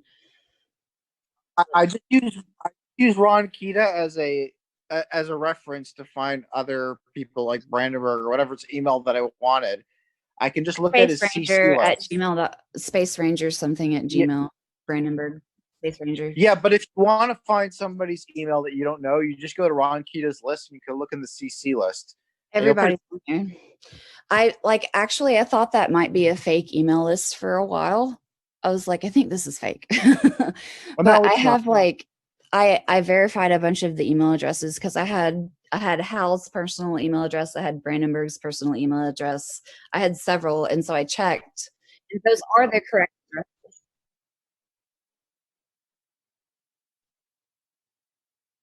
Yeah, I have Jeremy and Bob too. We have like my mom was emailing back and forth with Bob for like weeks for United Nuclear, his company, like about a Van de Graaff machine that we were buying, and they're like negotiating like shipment and stuff, and I'm like, you realize you're talking to Bob Lazar, right? She's like, I don't know, he just signs his email Bob. I'm like, yeah, that's Bob Lazar. But Yeah, Jeremy gave me his personal email at AlienCon and like, email me. And so I met him there.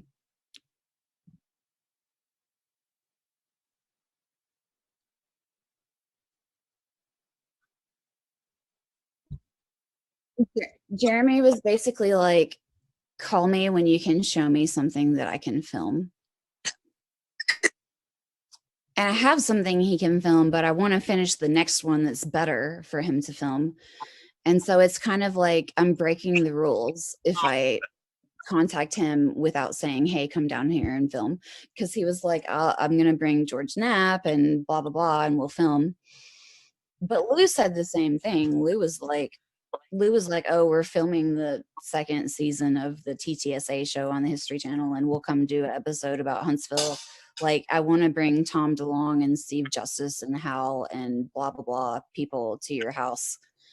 And he told me that the US government would give me a shit ton of money to keep me from selling it to China.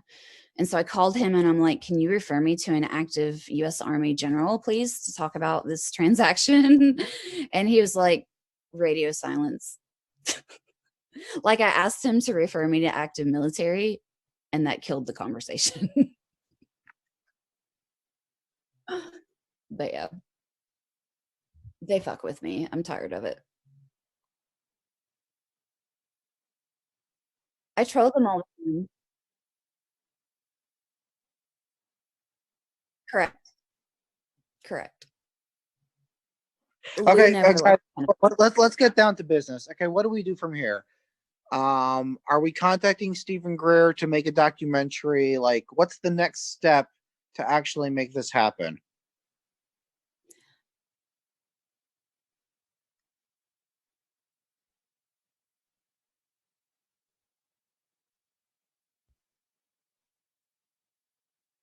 But that's an easy short term problem. I think we need to concentrate on let's say the date is going to be sometime in September when we're going to do this. We need to get the documentary done, and the documentary takes the longest time. So we need to concentrate on that first. The data is easy. The problem is not getting buried. Problem is not getting buried. You publish, they bury it in Google, no one notices. That's the problem. That's it. Period. How about we all sleep on this idea? And it's pretty late. I'm already in bed. Yeah. Just cool. It was nice to talk to you, Jeremy. I'm sorry to hit you with my shit.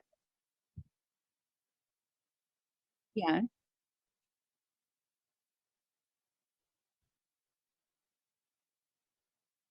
Yeah. Yeah. I apologize for my bullshit.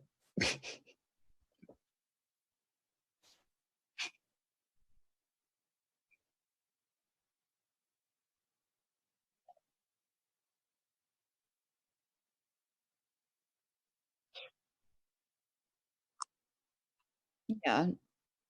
Public service announcement.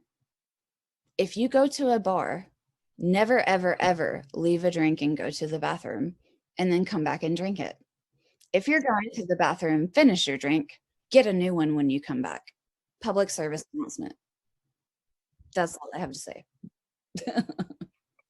Never leave your drink unattended. But yeah.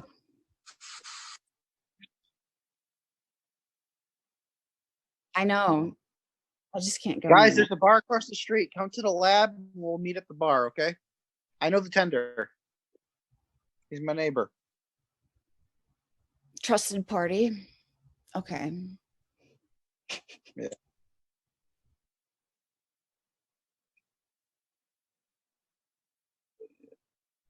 Strength in numbers. Yeah. That's right. Okay. Well, we'll talk to you later, Jeremy. It was nice chatting with you.